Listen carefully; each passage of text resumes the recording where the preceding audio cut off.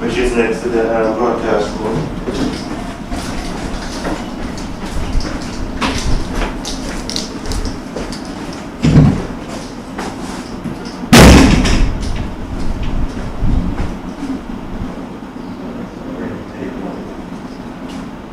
Let me connect something here.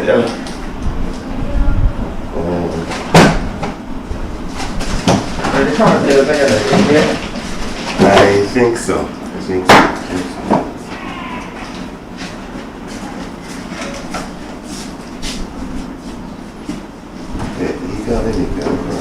Hello?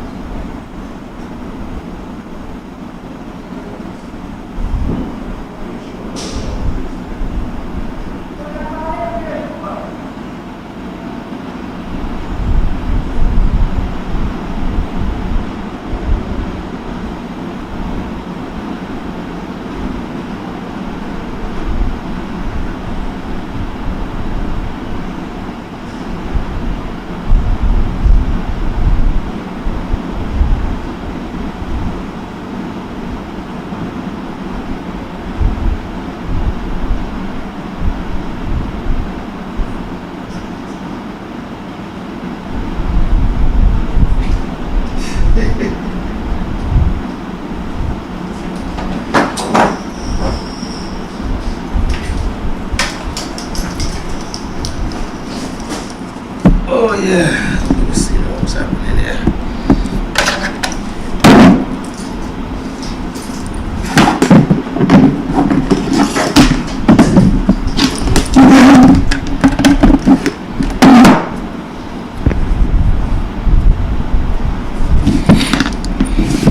All right, commentators are good. Check, check. 1, 2.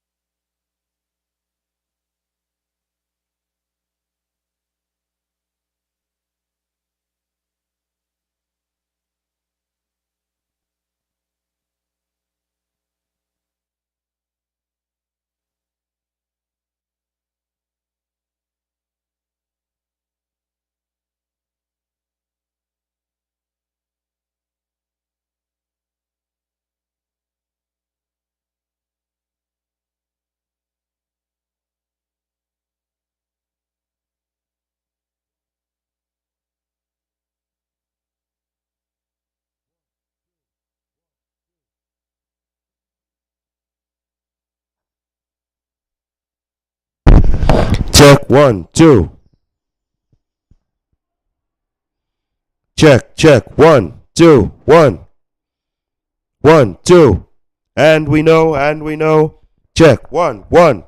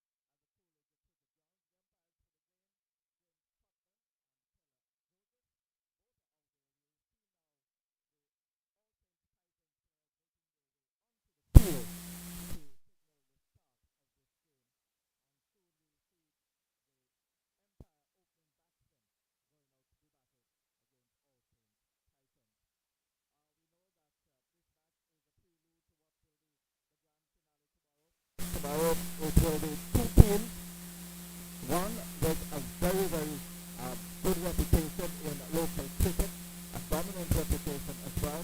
That's PIC Liberta Blackhawks. They've won several titles. They've dominated this ABCA Super 40.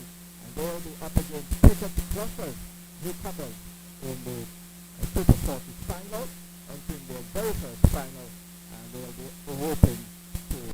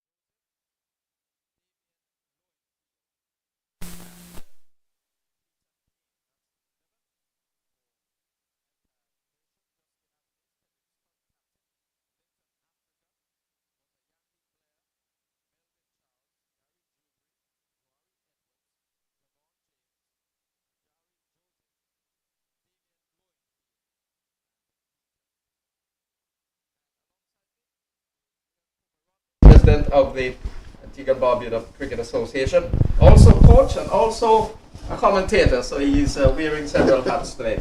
Good morning to you. Morning, Jack, and good morning to the listeners wherever you're listening to. This commentary coming from Coolidge, Antigua. Pleasure to be here this morning, carrying the ABCA Super 40 third and fourth place finals in the ABCA S40 Cricket Tournament 2022. And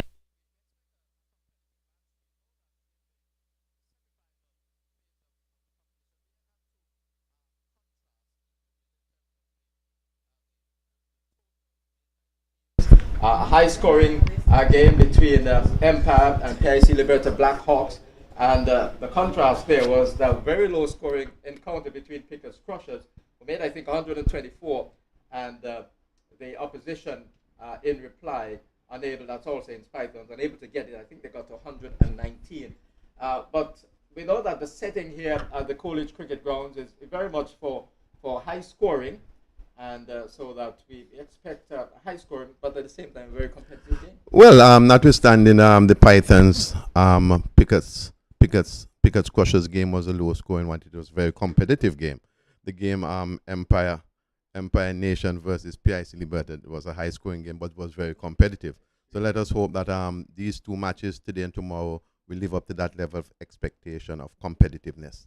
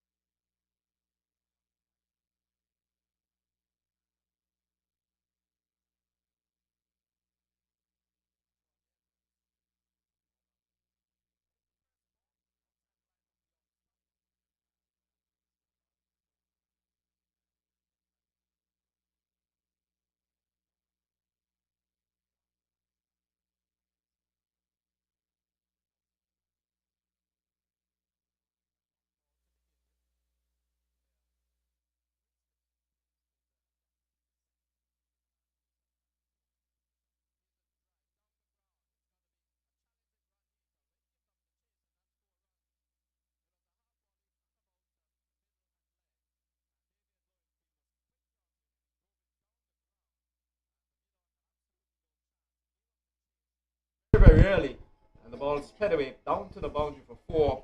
So a boundary for Damian Lowenfield, and Empire Nation off the mark. They are 4 for no wicket after 2 deliveries. That's a good shot, and that's the kind of shot you want to see playing at the international venue. Good start by Empire.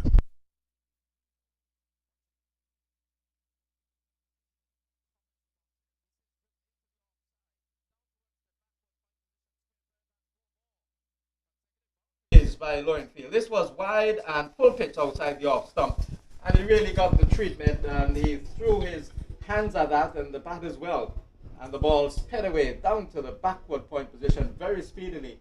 It went, and 4 runs again to Damian Lowenfield. The score 8 for no wicket. Lowenfield on 8. Yes, if that's any sign that Empire wants to make a big score here today, most definitely that's a good start by Lowenfield. But you know, let's hope that he doesn't get too carried away and feel that he has to hit all boundaries, because the game really doesn't play like that. You would have gotten 2 bad balls and scored 2 boundaries off them. Whatever the other ball is, if it's a ball that you have to show some respect to, do just that.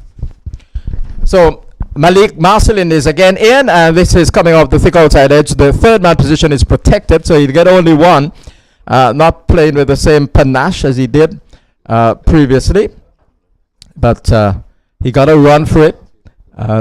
Ball taking the thick outside edge of the bat, almost a steer by Damian Lowenfield. So he's on to 9. That's the score for Empire Nation, winning the toss and batting in this ABCA Super 40 playoff match at the Coolidge Cricket Grounds.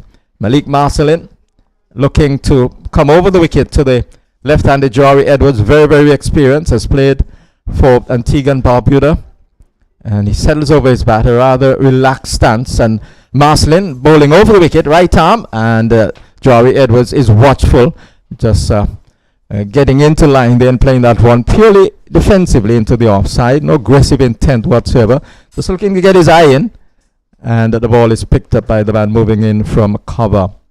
So Marcelin opted to start around the wicket to the left-handed Damian Lowenfield, and he has been struck for 2 boundaries. He has decided to go over the wicket, and he produced a dot ball. Initially he had a dot ball. Well, he has changed back. He has decided to go back around the wicket. So he's bowling right arm around the wicket, goes past the umpire, now outside the off stump, and there is Jory Edwards playing almost half-heartedly at that one. Not sure if it was intentionally playing at that one.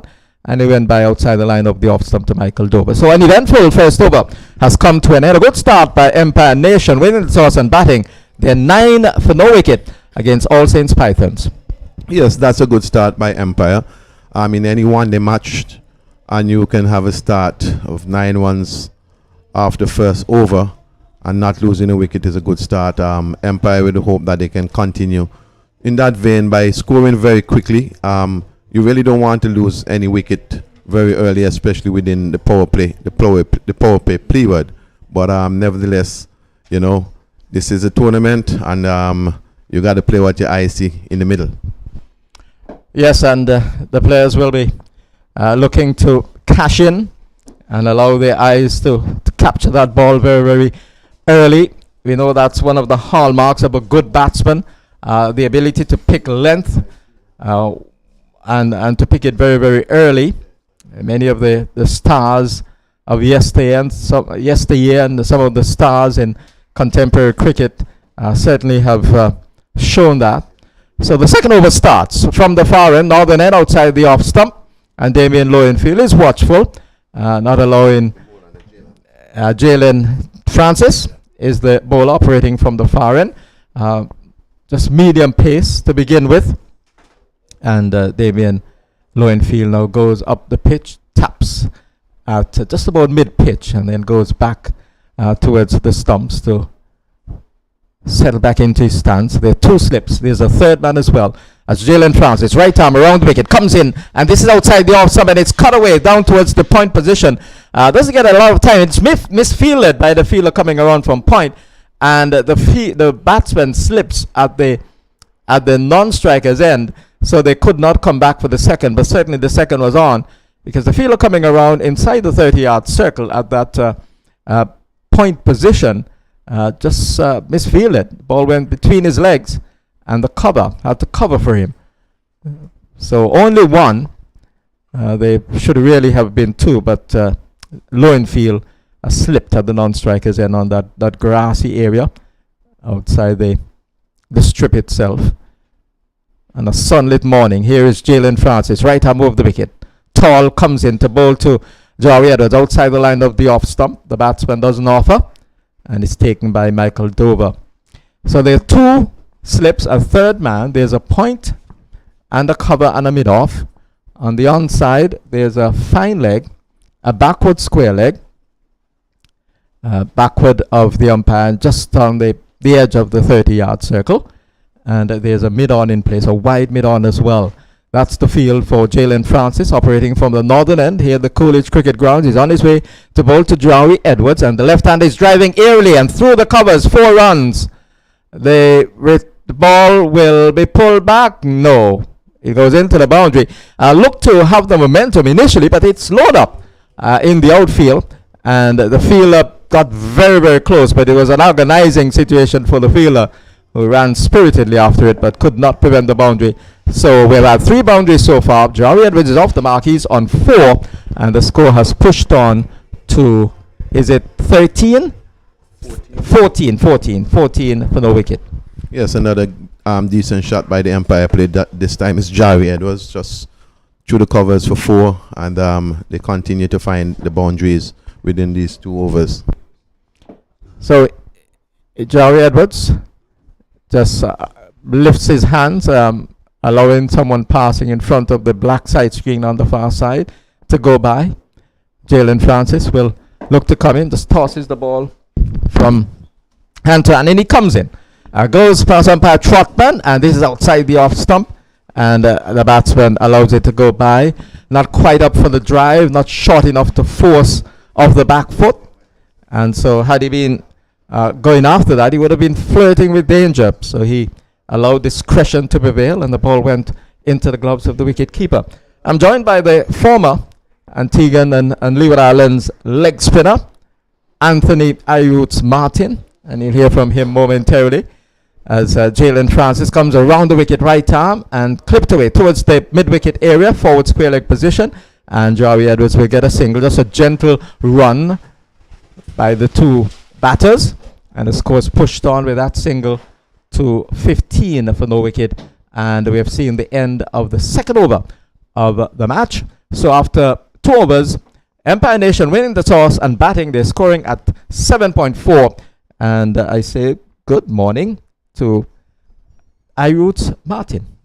Yes, good morning to you, Jack, and good morning to all the listeners. And a good start here for Empire in this 3rd place match. 15 without loss from 2 overs. Very good start, and they would want to continue building on this sort of a start that they would have gotten and try to put up a good score, you know, in this particular match. You know, their semi-final, which they lost, they, you know, fought well, but at the end, I think they gave it away. So the 3rd over starts, and it's Malik Marcelin who bowls outside the line of the off stump. Joey Edwards doesn't play stroke, and it's taken by Michael Dover. Yes, very much gave it away, All Saints in that match, and Empire had a close match as well. 124, they should have really overtaken that, but they fell short. 119. Now they're playing for 3rd place. Here is a ball outside the off stump, and this is closer to the left-hander, but Joey Edwards, as he's been inclined to do on several occasions, allowing that ball to go by outside the line of the off stump. Knowing, one, that they have a reasonable start in terms of the scoring, and knowing the importance of his batting, and he'll be looking to bat deep, use his experience, because we know when it comes to these sort of matches, pressure can have a toll on batsmen and bowlers. Outside the off stump, this time he's playing injudiciously. It was very, very close to him. It was close in terms of close to the off stump, and it was close in terms of the length, because it wasn't short enough for that particular stroke. He missed it, and it went by into the gloves of the wicketkeeper. Yes, that was a bad shot there from Jari Edwards, and he wouldn't want to be continue playing those sort of shots, because if he continues, then I think we'll see him somewhere back in here where we are, Jack. he'll be back in the pavilion. Correct. Yes. Jari Edwards, he's on 5, 10 to Lowenfield. The score 15 for the wicket. He's playing and he's beaten and caught outside the line of the off. So I mean, it was a nervous sort of push at the delivery. He was caught in no man's land, really, Jari Edwards. And the ball hit the edge of the bat. And Michael Dover took a low catch behind the wicket. So All Saints Pythons are absolutely jubilant. They've had the prize wicket of Jari Edwards, caught by Michael Dover of the bowling of Malik Marcelin. He has departed for 5. And Empire Nation in the 3rd over of the innings, they're 15 for 1 with the departure of Jari Edwards. And Jack, as I just mentioned, you know, Jari Edwards wouldn't want to be playing those sort of shots, or else he would find himself somewhere back in the pavilion where we are. And so happened, he did exactly that. You know, another bad shot there from Jari Edwards, and you know, a good delivery as well from the youngster there, just nice outside the off stump, and you know, taking the edge, and good catch behind the wicket as well by Dover. Yes, a good catch, and they were obviously looking for that based on what he had done to the previous delivery in trying to hit it off the back foot.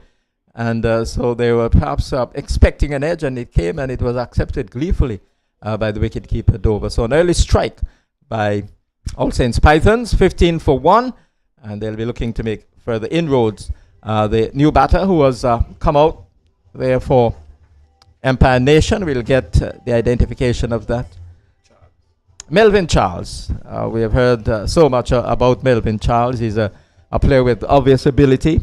Perhaps has not delivered as much as he should have based on his ability. And he'll be looking for this match to count and this innings to count. We'll just have to wait and see. He looks around the field. He's a right-hander. And Malik Marcelin, obviously with his tail up, goes in to bowl to the new batsman, and he drives it elegantly into the offside. It goes straight to the man at short extra cover, and there is no run. That looked really good, almost nonchalantly, with certain grace about that stroke from Melvin Charles. It looked as if he had the world of all the time in the world to play that.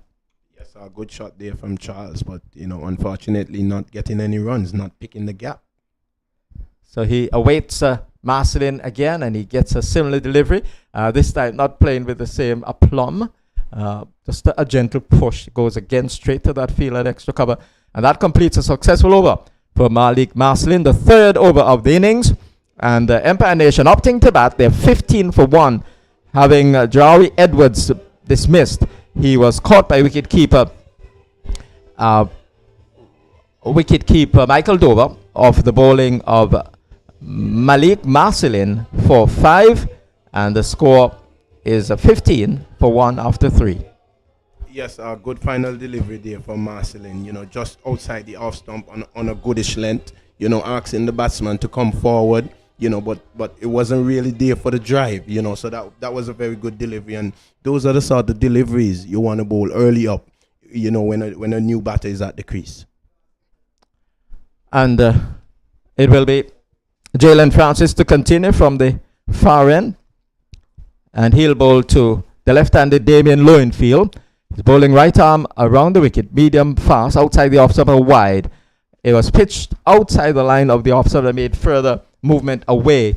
So no problem whatsoever for umpire James Trotman to stretch his arms out, signaling to all the scorers here that was a wide delivery. The score's gone on to 16 for 1 with that extra. So Melvin Charles at the non-striker's end. Damien Lowenfield, the man on strike. Jalen Francis bowling to a solitary slip, comes in outside the line of the off stump. Much better line, very, very close outside the line of the off stump. And the length was not enough to force the batsman into a stroke, certainly a drive, and Lowenfield was prepared to be watchful and went back into the gloves of Dover.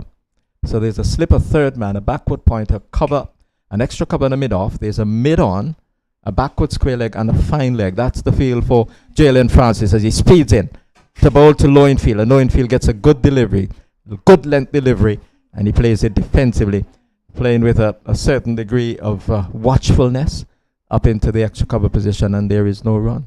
Yes, a very good delivery there from Francis. And that's the sort of area, Jack, that I was telling you about. Just on an uppish length, just outside, asking the batsman questions, and the ball is doing a little bit. So those are the sort of areas you want to find yourself bowling. So Francis will be encouraged by that. He comes in, goes past umpire Trotman, and he's slashing. Oh, that's a terrible stroke by Damien Lowenfield.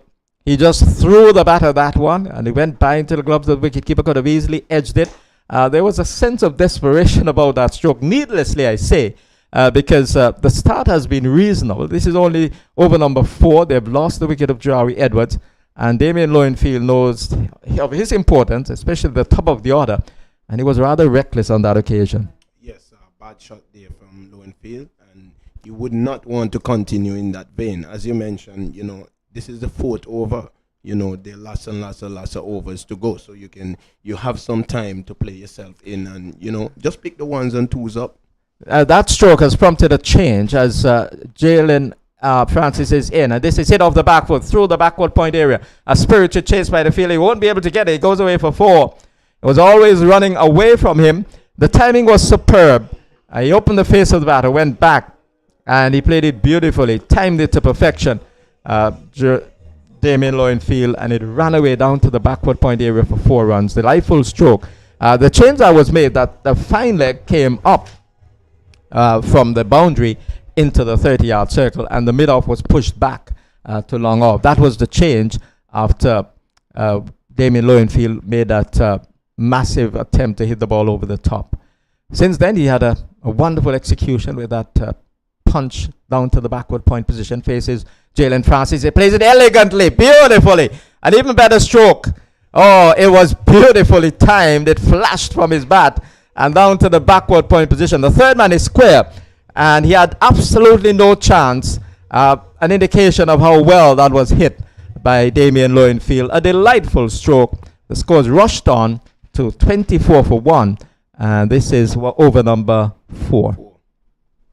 Yes, another good shot there from Lowenfield, and you can see clearly here the captain of the All Saints team, they pushed the mid-off back. That means they wanted to bowl a little fuller outside the off stump, and the bowler in Francis, straight from the plan, and bowled too short outside the off stump. He has gone around the wicket now, and over the wicket correction, after being around, and the ball is played defensively. A much better line, much better length, and the batsman playing defensively into the offside. And so that completes the over. We have had 4 overs completed, and they're going at a good clip here. They're going at 8 runs per over? 6 runs per over, correction. I was thinking about 3 overs.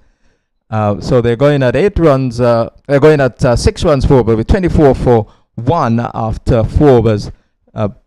Empire Nation opting to bat in this ABCA Super 40 third place playoff match here at the Coolidge Cricket Grounds, the home of Cricket West Indies, where the batsman dismissed Jari Edwards. He was caught by wicketkeeper Michael Dover, nibbling outside the line of the off stump of the bowling of Malik Marcelin for 5 when the score was on 15 in the 3rd over.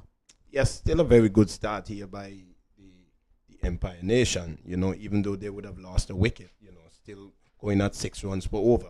That's very good. And, they have a lot of time on their hands, so they could push it around and even increase the run rate. So this is outside the line of the off stump, and there was Melvin Charles going at it, not being able to get hold of that one. And the score remains on the 24 for 1. 24 for 1. And we're watching Malik Marcelin continuing from the commentary box or southern end of the Coolidge Cricket Grounds. And he's bowling to the right-handed Melvin Charles, and Charles is defending. The ball goes away into the extra cover region, and there is no run. Not sure what the extra cover fielder was trying to do there, but he ended up just hitting the ball hard into one of the adjacent pitches on the offside. All went well though for for the All Saints side. They did not concede an overthrow. Here is Malik Marcelin. This is a good delivery, and the batsman plays a stabbing defensive shot, just perhaps suggesting there that he kept lower than he anticipated, and he had to jab down on the ball, and he went away towards extra cover. So Melvin Charles, he's what? Yet to score? He's yet to score. Score 24 for 1. As Malik Marcelin runs away from us, and he's on his way to bowl, and this is whipped at. Doesn't get hold of it. Just trying to whip the ball down to the fine leg area, and there is a signal from the umpire Keller Joseph. So female officiating in this match. Nice to see the females taking their roles in various aspects of cricket and various departments of cricket. And so Keller Joseph signaling a leg by there, not hitting the bat of Melvin Charles. So he remains scoreless, and the score is inched on to 25 for 1. This is over number 5 in progress. And it means that the left-handed Damien Lowenfield, who opened the batting, will face Malik Marcelin. Marcelin bowling around the wicket. So there's a solitary slip. That looks to be the Kerry Mentor, the captain, former Antiguan player. Here is Marcelin, and this is outside the off stump. Lovely to go by. But that one came back appreciably from outside the line of the off stump. There must have been, apart from the natural inward movement, there must have been something else onto that one, because it was considerable movement inside towards the left hand and towards that off stump. And it only marginally missed the off stump and went by into the gloves of wicketkeeper Dover. Yes, a good delivery there for Marcelin, just outside the off stump and moving back after pitching. The batsman wasn't really sure as to, what to do. So Malik Marcelin will be encouraged by that. He runs away into bowl to the left-hander, and he tugs at this one, not getting the timing. The ball runs away down towards the straight mid-wicket position, and they sprint back for second. The fielder at forward square leg having to give chase, and they got a couple of runs for it. So we have had now some 5 overs completed, and the Empire Nation deciding to bat after winning the toss against All Saints Pythons in this ABCA Super 40 playoff match at the Coolidge Cricket Grounds. They're 27 for 1. Drawi Edwards, the casualty, was caught by wicketkeeper Michael Dover of Marcelin for 5, and the score was on 15 in the 3rd over. Yes, as I mentioned before, it's not a bad start, even though the Empire Nation would have lost the wicket. It's still very good going, and with the partnership building, they could get somewhere in excess of, I think, maybe about 240 or so. That would be a very good score on this particular pitch, because the pitch is good for batting as well. So 240, I think, would be a very good score in this match. And that would be a bit more than what they got in the semi-final against the PIC Liberta Blackhawks. They scored in excess of 200, but lost that game. Here is Jalen Francis. He's bowling around the wicket. He's bowling over the wicket. At times he has bowled around the wicket. This is outside the line of the leg stump, called wide by umpire James Trotman. That one angled down the leg side, and Dover having to skip away to his left to collect it with both gloves. And the extra has carried the score on to 28 for 1 at the start of the 6th over of the innings. Slip in place, 3rd man, backward point. There's a cover and an extra cover and a mid-off, a mid-wicket, backward square leg, not far from umpire Keller Joseph, and there's a fine leg in place as well. He starts, but he stops almost as he approaches the wicket, and the signal of dead ball comes from umpire Trotman. I said wicket a while ago. I remember that when we were growing up, we did not make the distinction between the wicket, which comprises the stumps and the bails, and here is Jalen, and it's a good delivery. It's pushed away towards the mid-on position, the mid-wicket, who is straight, having to come around to do the fielding, and there is no run. But when we were growing up, we heard about wicket, and that was referred to the strip itself, the surface, the track.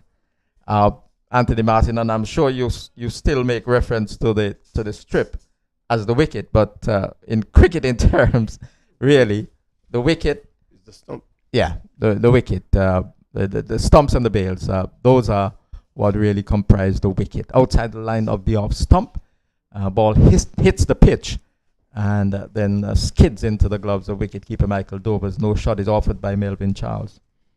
Well, for me, my childhood days, that was the wicket.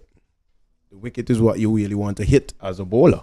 So I knew that as the wicket, but you know, as you said, in your time, you know, which was a bit before my time, you know, that was a little bit different. But the older players, they were always referred to the strip, the track as the wicket, and you hear that all the time. Jalen Francis outside the off stump, hit mightily over mid wicket, 4 runs. Beautiful stroke by Melvin Charles, hit with a certain degree of disdain. Oh, that was contempt by Charles. He hit it powerfully, and he did not bother to move because he knew that was heading into the boundary in a flash at mid wicket. Wonderful stroke by Melvin Charles. It was too short from Jalen Joseph. He got the treatment. He rocked back and hit it hard and went away for 4 runs.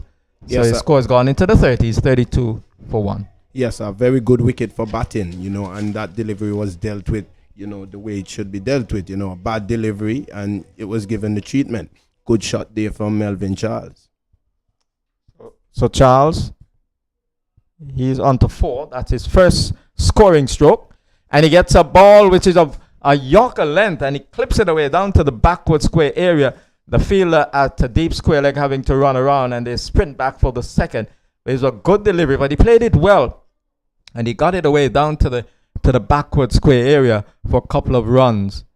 But the intention there on the part of Jalen Francis was good because he changed his length and he was opting for the Yorker, got the Yorker in, but the batsman was to the measure of it.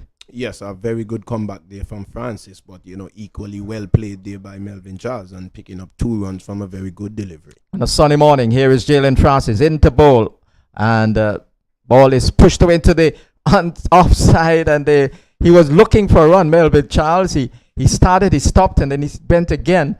But Joey Edwards spotted the dangers. The fielder was converging quite quickly. Lower field. Low in field, correction. Low in field, the non-striker. Because the fielder was coming in very, very quickly from that cover position, and so he sent him back. I think it would have been a difficult situation for Empire. They would have been in danger of losing another wicket via the run out for sure. Here is a ball which is outside the off stump, a good delivery, and Melvin Charles allows it to go by. A little bit of a movement after he pitched and taken by Michael Dover. So what do we have in terms of the score now? The score has gone on to 34 for 1, and we have had some 6 overs completed. 6 overs gone, 34 for 1. Joey Edwards, the batsman who has been dismissed, he was caught by wicketkeeper Michael Dover off the bowling of Marcelin for 5 when the score was on 15 in over number 3. If we notice, you know, when the seam bowlers pitch the ball in that good area, you know, just upish, just outside the off stump, they would be getting some good movements, whether in or away from the batsman. And I'm wondering if they can't really see that, you know, so they could use that area, you know, much more. Not to say, you know, the batsman ain't doing a good job, but I'm just saying, you know, ask the batsman to put some work in. Yes, there's been certainly a variation in terms of their length and their line, and whenever they've been off line and off length, they've been punished so far, and so for the most part, for sure. And so yes, they need to get that consistency to keep the batsman in check. 6 overs gone, 34 for 1. Damien Lowenfield, the predominant scorer so far, is on strike. He gets a ball which is a full length. It doesn't time it. Was looking to hit that one straight. I got the inner half of the bat and went rather slowly down towards the mid-on position. They managed to scamper a single. Lowenfield, with that single, goes on to 21.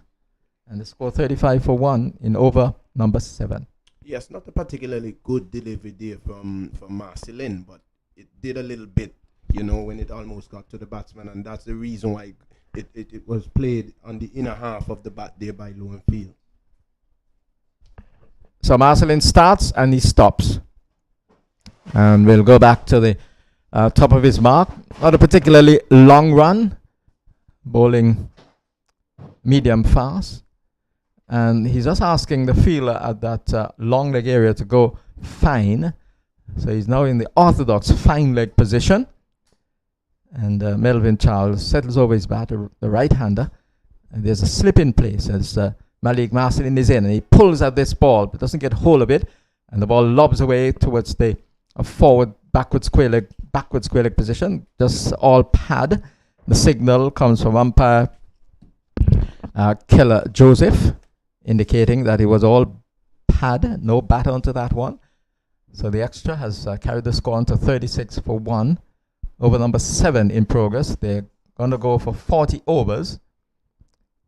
Play starting just about 11 o'clock this morning. And in bright sunny conditions, and those conditions prevail as we speak. So Damien Lowenfield settles over his bat. Left-hander faces Marcelin, who bowls around the wicket to him, and this one is angled down the leg side, and he loses his footing as he tried to flick the ball away, and in fact goes down on one knee. Damien Lowenfield, I think he was perhaps undone by the pace of that delivery as well. You could see Marcelin putting in that little bit more effort, and the ball skidded into his pad, but it was clearly going down the leg side. A ball being bowled around the wicket, natural angle would carry it down the leg side. And so no harm done. Rains on 36 for 1. A similar delivery, and again he doesn't get bat onto it. The ball cannons into his pad and just deflects away. Signal from Keller Joseph comes now of leg by, and the score has trickled on to 37 for 1 in over number 7. Yes, not a bad effort there from Marcelin. I could understand the reason why he's bowling those sort of, uppish delivery, and he's trying to beat Lowenfield for pace, because he's a little bit late when the ball is full. With that high back lift, he's a little bit slow in getting down. So Marcelin is into, and he plays it into the onside, a little bit of hesitation. In fact, the mid-wicket and the bowler, they clashed, and they did not get to the ball. The ball, in fact, went away, and the other fielder moving in from the mid-on general wide mid-wicket area had to do the fielding, and the batsman crossed for a single. A little bit of hesitation initially, but they got the single. So that was a run to... It was a leg by, correction. It was a leg by. I missed that leg by. So he remains on 6, Melvin Charles. 21 is Damien Lowenfield. The score 38 for 1 in over number 7. Malik Marcelin is in. And this is hammered into the offside. And it goes to the man at mid-off. And he manages to make the save. the shin managed to make a save. Yes. So not getting his hands there, but he got his leg in the way, and his shin got the battering from that ball. But these are tough players, and so Larry Joseph, they are off spinning all round in this All Saints Pythons team, has played for Antigua and Barbuda with some degree of distinction as well. So he was the one who did the feeling via his shin in that over. An over which has come to an end. We have had 7 completed, and they're 38 for 1, winning the toss and batting Empire Nation in the ABCA Super 40 third place playoff match here at the College Cricket Grounds, the home of Cricket West Indies. Yes, and speaking about Larry Joseph, he would have played a few games for the Leeward Islands as well. So it's not Antigua alone. He would have gone, and played regional cricket as well. So. And we're going to have a change. Andrew Samuel is into the attack with number 7 on his back. He replaces Jalen Francis. And we just try to get the figures of Jalen Francis. He has bowled. We've moved from the scoreboard. He bowled 3 overs, none for 22. Jalen Francis, 3 overs, none for 22. So he has been replaced by Andrew Samuel, bowling medium fast as well. And this is outside the off stump, and a loose looking stroke by Damien Lowenfield. No foot movement whatsoever. Just hanging the bat at that delivery. It went past the dangling bat and into the gloves of wicketkeeper Michael Dover. Just losing his concentration there. Caught in no man's land, and Melvin Charles has called him down to have a word of him, a word of encouragement, and just to let him know that you have a responsibility here, my partner, to stay out here with me for as long as possible. Yes, and that's a good start there for Samuel as well, just outside the off stump. Very good delivery. He starts and he stops. Andrew Samuel not quite getting it right. And something that you would have encountered as well, even as a leg spinner. Yes, well, sometimes you're running up and, it doesn't really feel right and, you just pull out. 39 for 1. Andrew Samuel is in, right arm over the wicket. And it's cut away down to third man, 4 runs. He was back to that delivery. It was shortish. And he had a bit of room outside the line of the offs. And the ball was angled away from him as well. And he got on top of the bounce and he timed it beautifully. And it sped away, found the gap. Placement was good. The unprotected third man position, it went for 4 runs. 4 delightful runs. The score's gone on to 43 for 1. And this is over number 8 in progress. Yes, a very good shot there from Lowenfield, just guiding it past the backward point there and picking up 4 beautiful runs. Andrew Samuel will be looking to get closer to the left-hander as our delivery is outside the line of the off stump. The batsman doesn't offer. Taken by the wicketkeeper, so dot ball. He wasn't far from that previous delivery. Perhaps the length was a little bit more up. And the batsman, Lowenfield, deciding not to offer stroke at that one. So the third man position remains vacant. There's a slip. There's a the deep third man position is vacant. There's a third man but is inside the circle, so he's in a short third man position. He's put a few paces away to his left, and Damien Lowenfield just plays casually at this ball outside the line of the off stump. But he hits the face of the bat and runs down to that third man area, and the ball is picked up by Kerry Mentor, the captain, coming around from point. Just a matter of a few yards separating Mentor from that short third man fielder. So that's an interesting feel. There's a slip in place as well in Larry Joseph. He's the slip position. Larry Joseph, the solitary slip, as Andrew Samuel comes in to bowl, and this is steered away into the offside. Kerry Mentor comes in and fires the return right-handed into Michael Dover. And there is no addition to the score. 43 for 1. It remains over number 8. Underway here, the Coolidge Cricket Grounds, the home of Cricket West Indies. As the sun continues to shine brightly. Here is Andrew Samuel. He's in, and he doesn't go through with the delivery.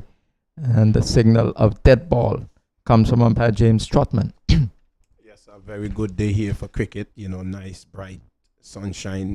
We're just praying that, some spectators would come out here, Jack. Yes, the crowd is always an integral part of cricket, and they add certainly a buzz to it, and then the players would rely on their fans to support them and give them that encouragement. Let's hope that they will come on later on. Just approaching the midday hour, and fans like to go to cricket after lunch. Let's hope that will happen today. Here's a ball which is taking the batsman a little bit high. He's suggesting that he's just holding that area above the left pad, that fleshy area, and so he was hit there, Damien Lowenfield, and so in a little bit of pain, but as we've been saying earlier, these are tough guys, and he will work that out. So we've had 8 overs completed, and Empire Nation winning the toss and batting against All Saints Pythons in the ABCA Super 40 playoff match. A prelude to tomorrow's grand finale between PIC Liberta Blackhawks and the Pickett's Crushers team right here at the Coolidge Cricket Grounds. These two teams are battling for the 3rd place trophy. Yes, Jack. I'm thinking about something. With all these media houses that we have in Antigua, one can't just dedicate themselves to cricket. One, not even one, could dedicate themselves to a little bit of cricket, like probably on the weekends, different games, and so whenever you tune on your radio, you could have a little cricket to listen to at least on the weekends, even though you're not at the game. Here is Marcelin on his way, and it's pushed into the offside. They go for a quick single. The return fired to the bowler's end, misses the stumps, and it's backed up there by the fielder at that mid-on position for the right-hander. Damien Lowenfield comes into strike now. Yes, well, we know that you're talking about local cricket like this one. Cricket like Yeah. this cricket, yes. Well, traditionally, that has not been the case. So we know that. We know that a lot of radio stations have come on stream now. Here is Malik Marcelin. And this is down the leg side, and he swings at it, called wide by umpire Keller Joseph, stretching her arms out. And that will add to the score. The score is pushed on with that extra to 45 for 1. But you know, certain elements are required. You need commentators. You need the stations are going to tell you that they need sponsorship and they need certain things. So once those elements are put in place, it can be possible. One radio station can perhaps dedicate themselves to that. This is a ball which bowls him. Damien Lowenfield getting a ball of full length, and he went for a massive drive. He played all over that one, and the ball cannon into his stumps. That's the end of Damien Lowenfield. Has been bowled by Malik Marcelin. And so he departs, and Empire Nation are now 45 for 2. 45 for 2 with the departure of Damien Lowenfield. Yes, a good delivery there from Marcelin, Jack. And I don't know if you recall me telling you that I could see the delivery that Marcelin is really working on. That quick, full delivery to beat Lowenfield for pace, because his back lift is so high and he's moving very slow. And, you know, perfect delivery there for Marcelin. Very good delivery to dismiss Lowenfield. Yes, he played all over that delivery. One of Yorkland was full up to him, and not being able to get back onto it, it meant that the stumps were exposed and they were rattled by Malik Marcelin, who has picked up his second wicket.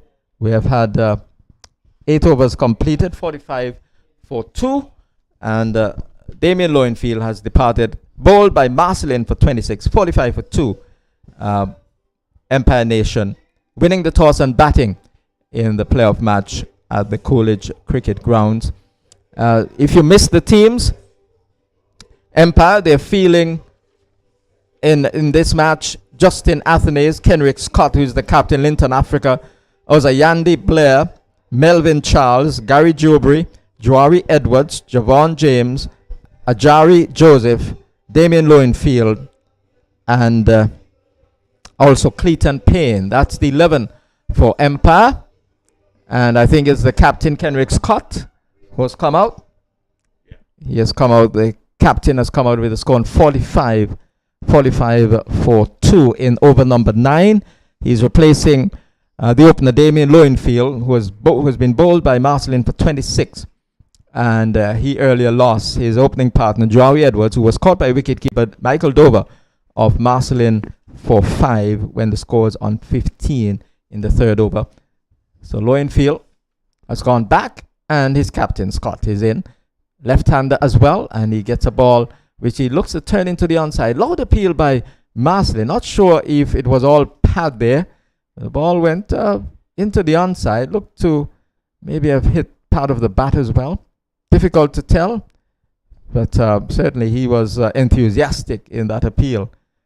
Marcelin, perhaps his enthusiasm is because of the fact that he has picked up 2 wickets as well. So he's very, very confident right now. He's looking for a wicket with every ball. He runs away from us, into ball to Scott, and Scott is watchful as he leans forward and just strokes the ball gently out towards the mid-on position, and there is no run. 45 for 2 in over number 9. Yes, Jack, you mentioned Scott is the skipper for the Empire Nation. He took over from Justin Athenaeus.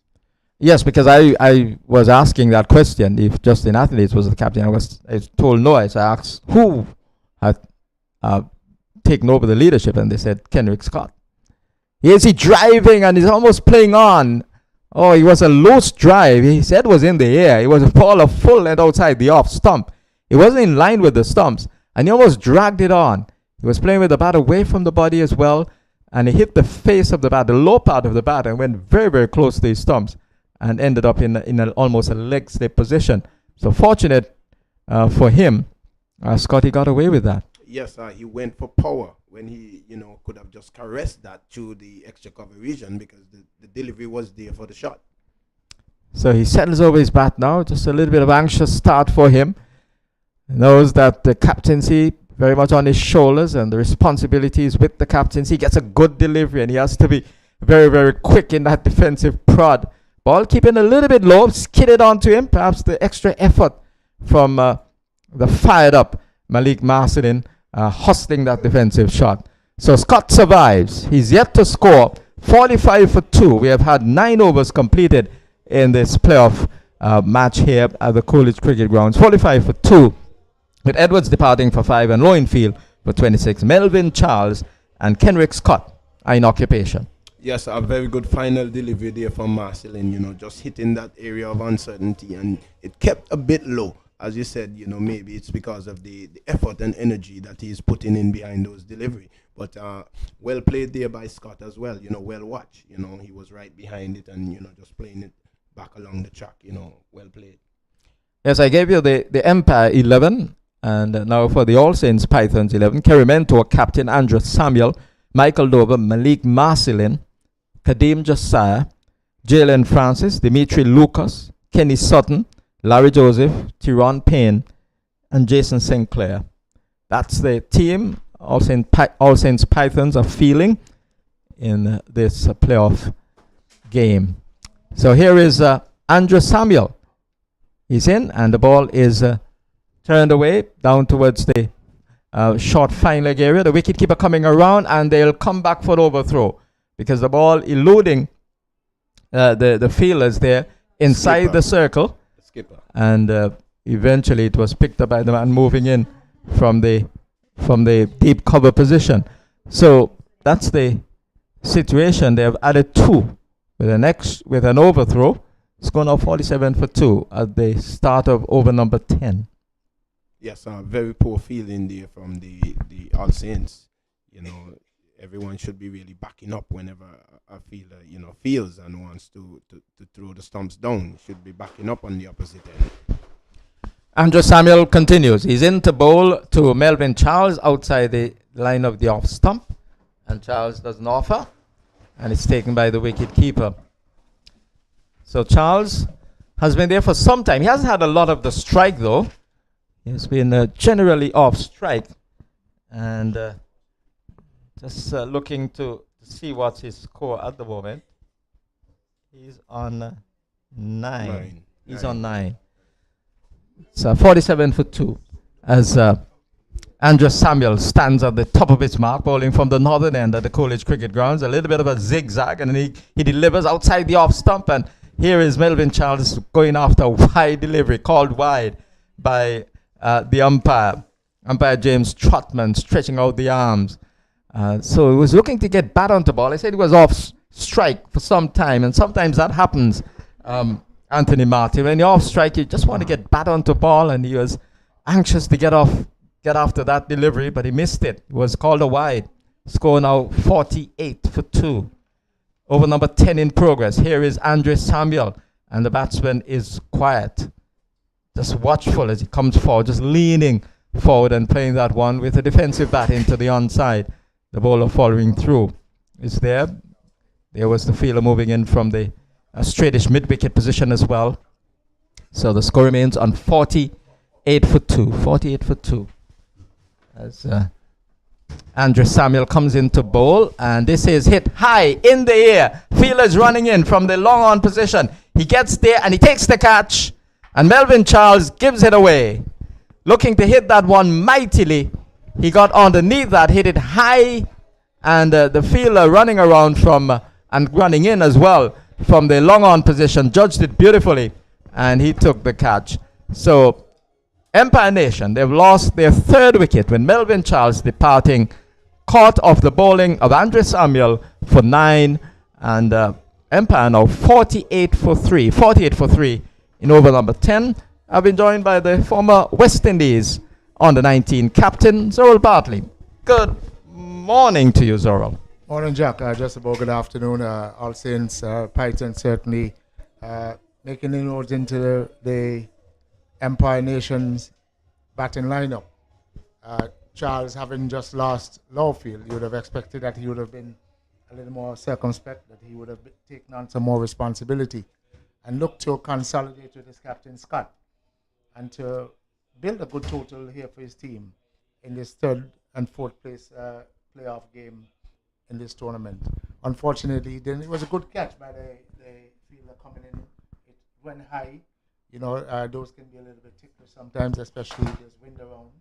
But he got right under it. He took it high, and 3 wickets down for the Nations. Yes, and so with 3 down, Jerry Edwards the first casualty, then Damian Lowe in field, going for 5 and 26 respectively. And now Melvin Charles, he really should have been, as Zorel just said, more circumspect in his approach after the departure of Lowe in field. But he was indiscreet, and he paid the price for that, offering a skyer to long on, and he has departed for 9, 48 for 3. This is over number 10 in progress. So they still have some way to go. It's a 40 overs a side encounter. That's why it's called the Super 40. Tyrone Payne has come in.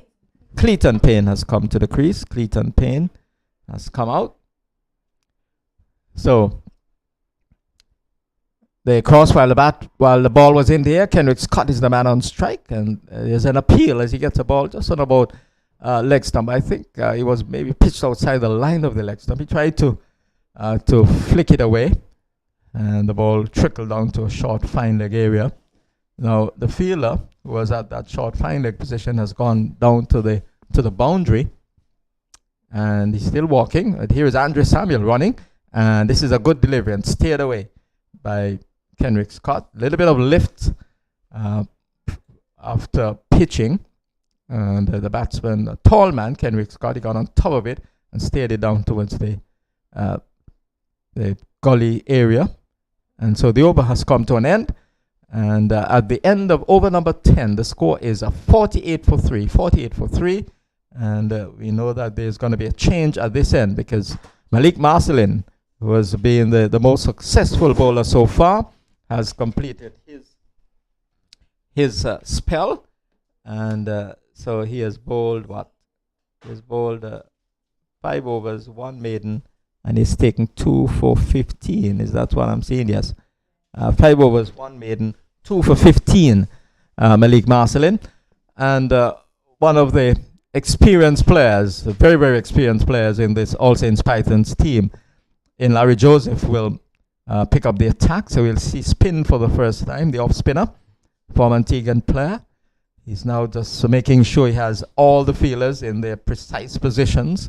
He's asking the man at mid-wicket to come up several paces away to his left on this bright and sunny day here at the Coolidge Cricket Ground. So he's all happy with the field at the moment. There's a slip in place in Kerry Mentor, the captain. There's a point within the 30-yard circle. There's a short extra cover and the mid-off. That's the offside field. Larry Joseph with the first delivery of spin. And the ball is just gently played into the vicinity of mid-wicket.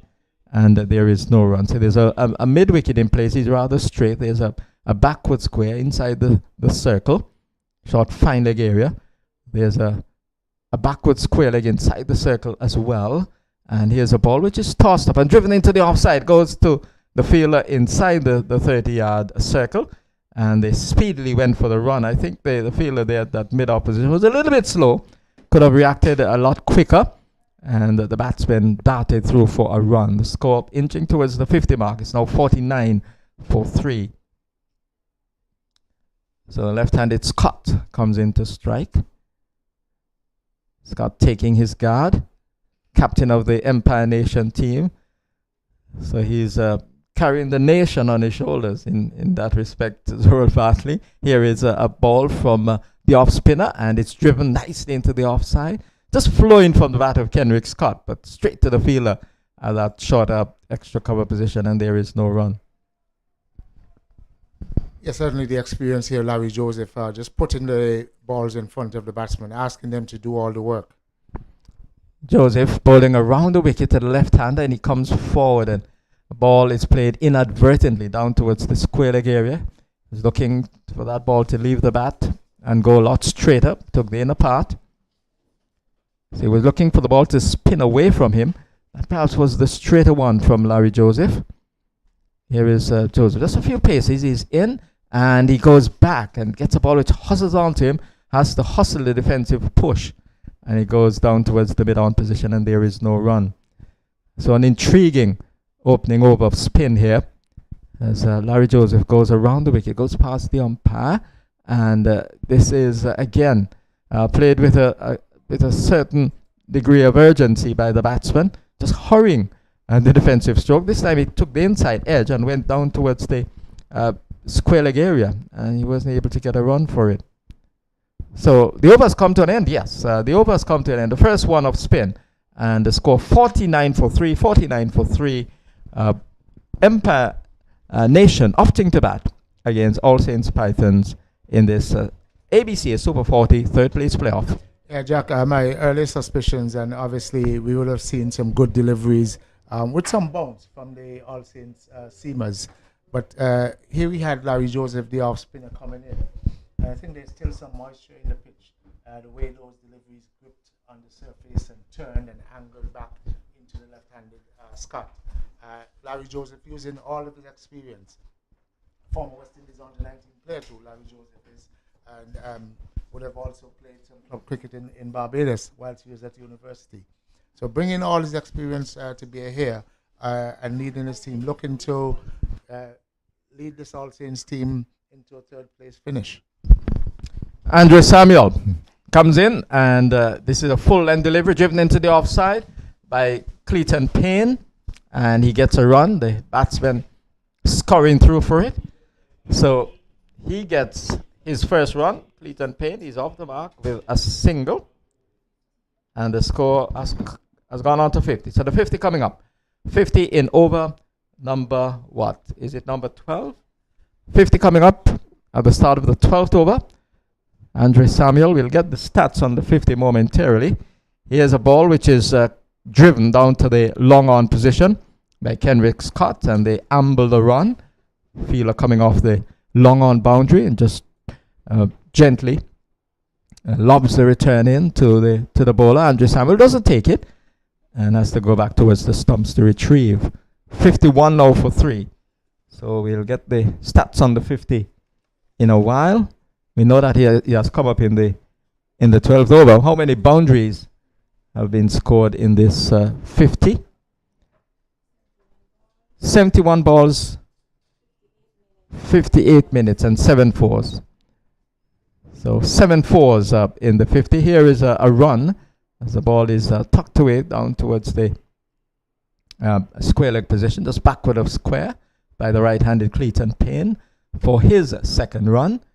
And the score has gone on to 52 for 3. 52 for 3 Empire Nation. So Andre Samuel has picked up a wicket, picked up the last wicket. He's bowling from the northern end, and here is a ball which he's trying to whip away Scott into the onside. Perhaps would have been advised to play that one a little bit straighter, not quite getting hold of it, and the ball trickled down to the right of the wicket keeper, Michael Dover, the man at short fine leg, having to come into the picture. But Scott hasn't looked settled as yet. He seems to be still settling. Has had some anxious moments so far. Andrew Samuel is into bowl to him, and he's playing watchful into the offside, almost hustling the defensive prod, and he goes away towards the man at short extra cover. So Andrew Samuel falling from the far end. He's now in his third over, having 1 ball left. 2.5. He has taken 1 for 10. So 1 ball left in his third over as he turns in front of the black side screen, and he runs in to bowl to. He doesn't go through with the run, and signal of dead ball comes from the umpire.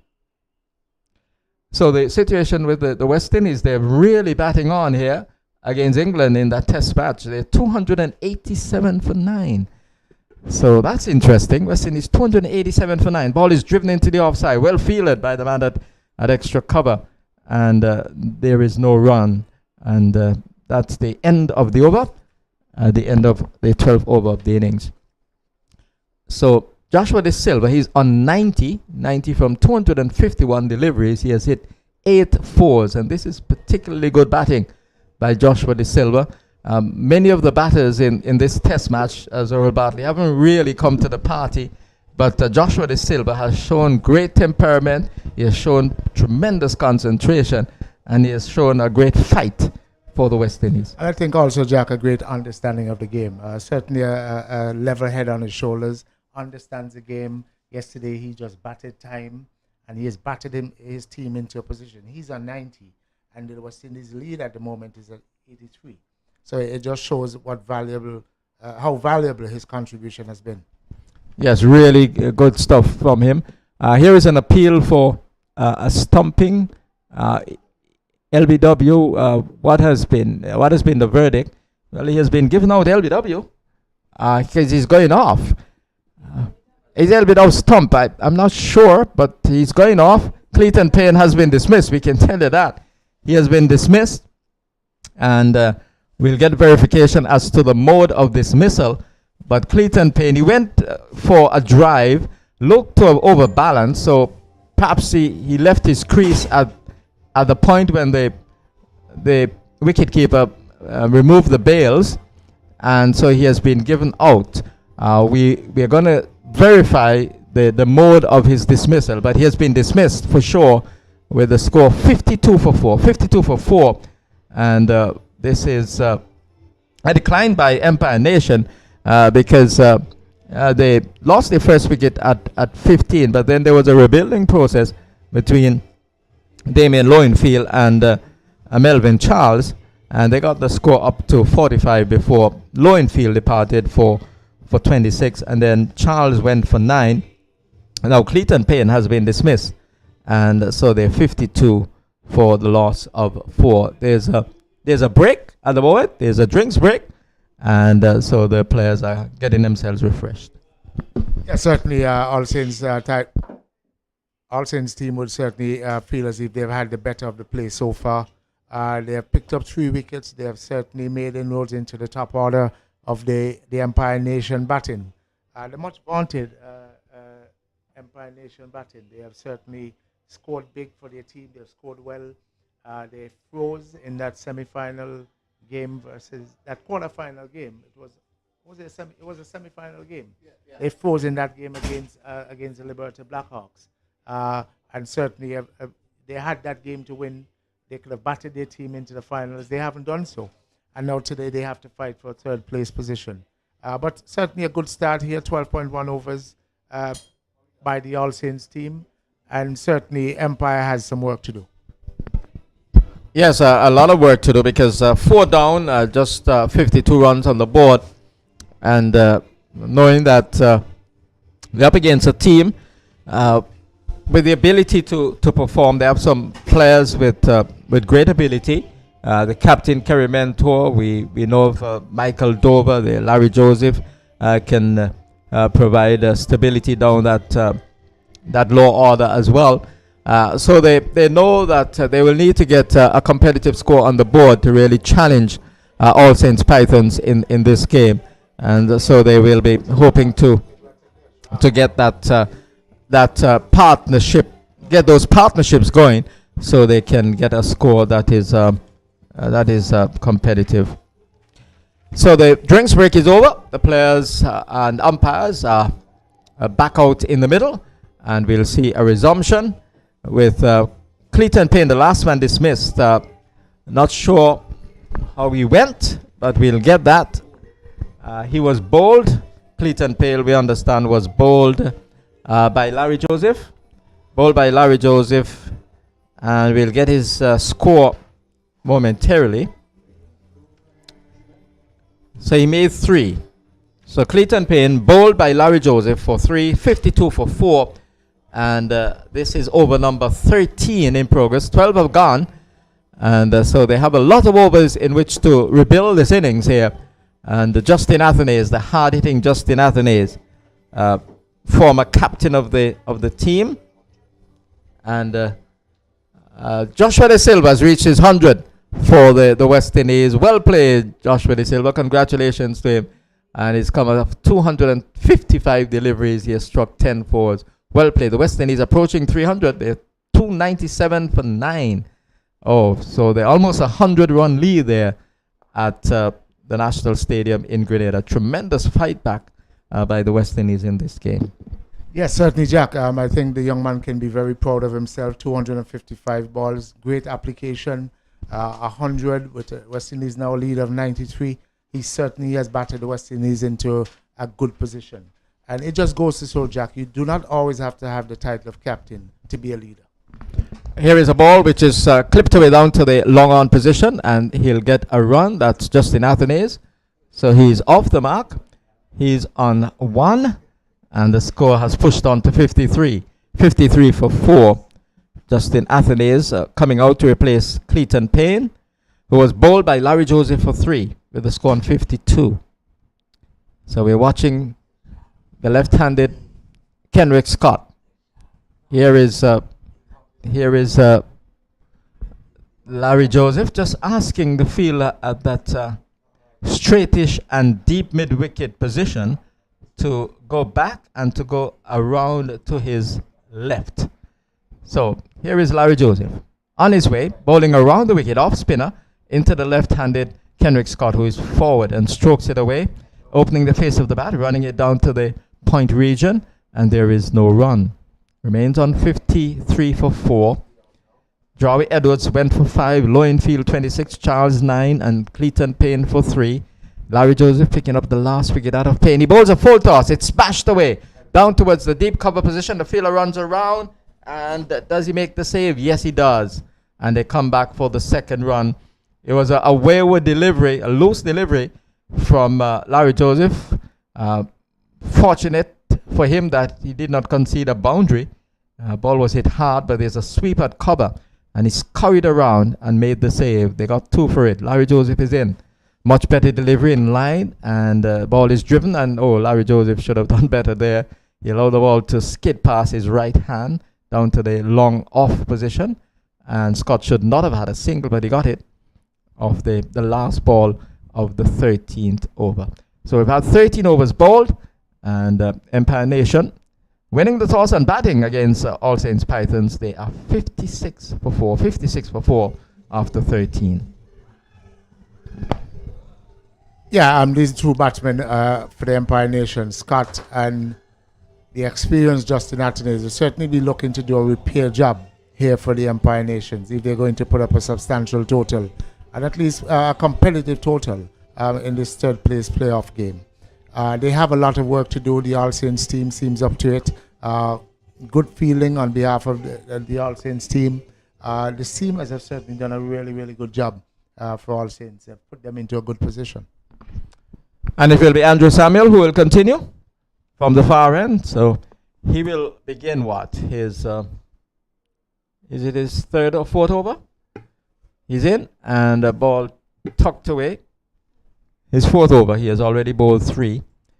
And just back to that test match, Zoral, the nature of the pitch, is it suggesting there that the pitch is not seaming around as it was on that first day? Well, certainly, it not like it did, say, in the first session.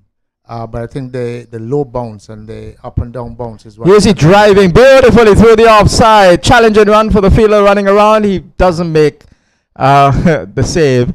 And the ball has gone away for 4. Perhaps he deserved the 4 from Kenrick Scott. He was delightfully driven past the diving fielder at extra cover. And the man had long off, had a long run, could not make the save. And 4 runs to Scott. Scores pushed on into the 60s now. 60 exactly. 60 for the loss of 4. Yes, and that could be a factor, the state of the pitch for the rest of this test match. Ball is pushed away into the offside, and there is no run. Because although the West Indies would have had a good lead, we know that England have batted particularly well in the series so far, and they have some players who can really bat for long periods. So the West Indies should not, should not get carried away with the fact that they have a lead in the vicinity of 100 or more, and just let their guard down. Here is a ball from Samuel, and it's driven into the offside, and there is Yeah, there is a run because it was misfielded by the man at extra cover. And he sends a wild return in, and wicketkeeper Dover having to sprint after it and made the dive to try and prevent the ball from going further away from him. And so they managed to get a single, score 61 for 4. Well, I think the biggest challenge, Jack, is that we're talking about 3 test matches in 3 weeks. I think what is happening here also is that England, with 9 West Indies wickets down, they've chosen to take the additional half an hour to try and dispatch the last wicket. The lead is now 93. The Silver has gotten to his 100, and I'm sure the West Indies will be cock-a-hoop going into the lunch break in another 12 minutes or so. Probably looking to extend by coming back out after lunch and getting the England fielders, having bowled 116 overs here, to back up the 100 and plenty overs that they would have bowled also in Barbados last week. I'm sure the England team would be a very tired one. Yes, and the pattern is almost a replica. The pattern of the West Indies is almost a replica of what happened when England batted. England were in deeper trouble than the West Indies were. The West Indies were 95, I think, for 6 at one point, and England were 114 for 9. Ball is driven off the back foot by Justin Athanaze. He rushes up to the northern end, but he can't get a second as the field is speedily off the long off boundary, and 1-2 Justin Athanaze, and the score is inched on to 62 for 4. Yeah, so the pattern is there, but it shows resilience on the part of the lower the batsmen, and also the fact, I think, that perhaps the bowling side let their guard down to a certain degree as well.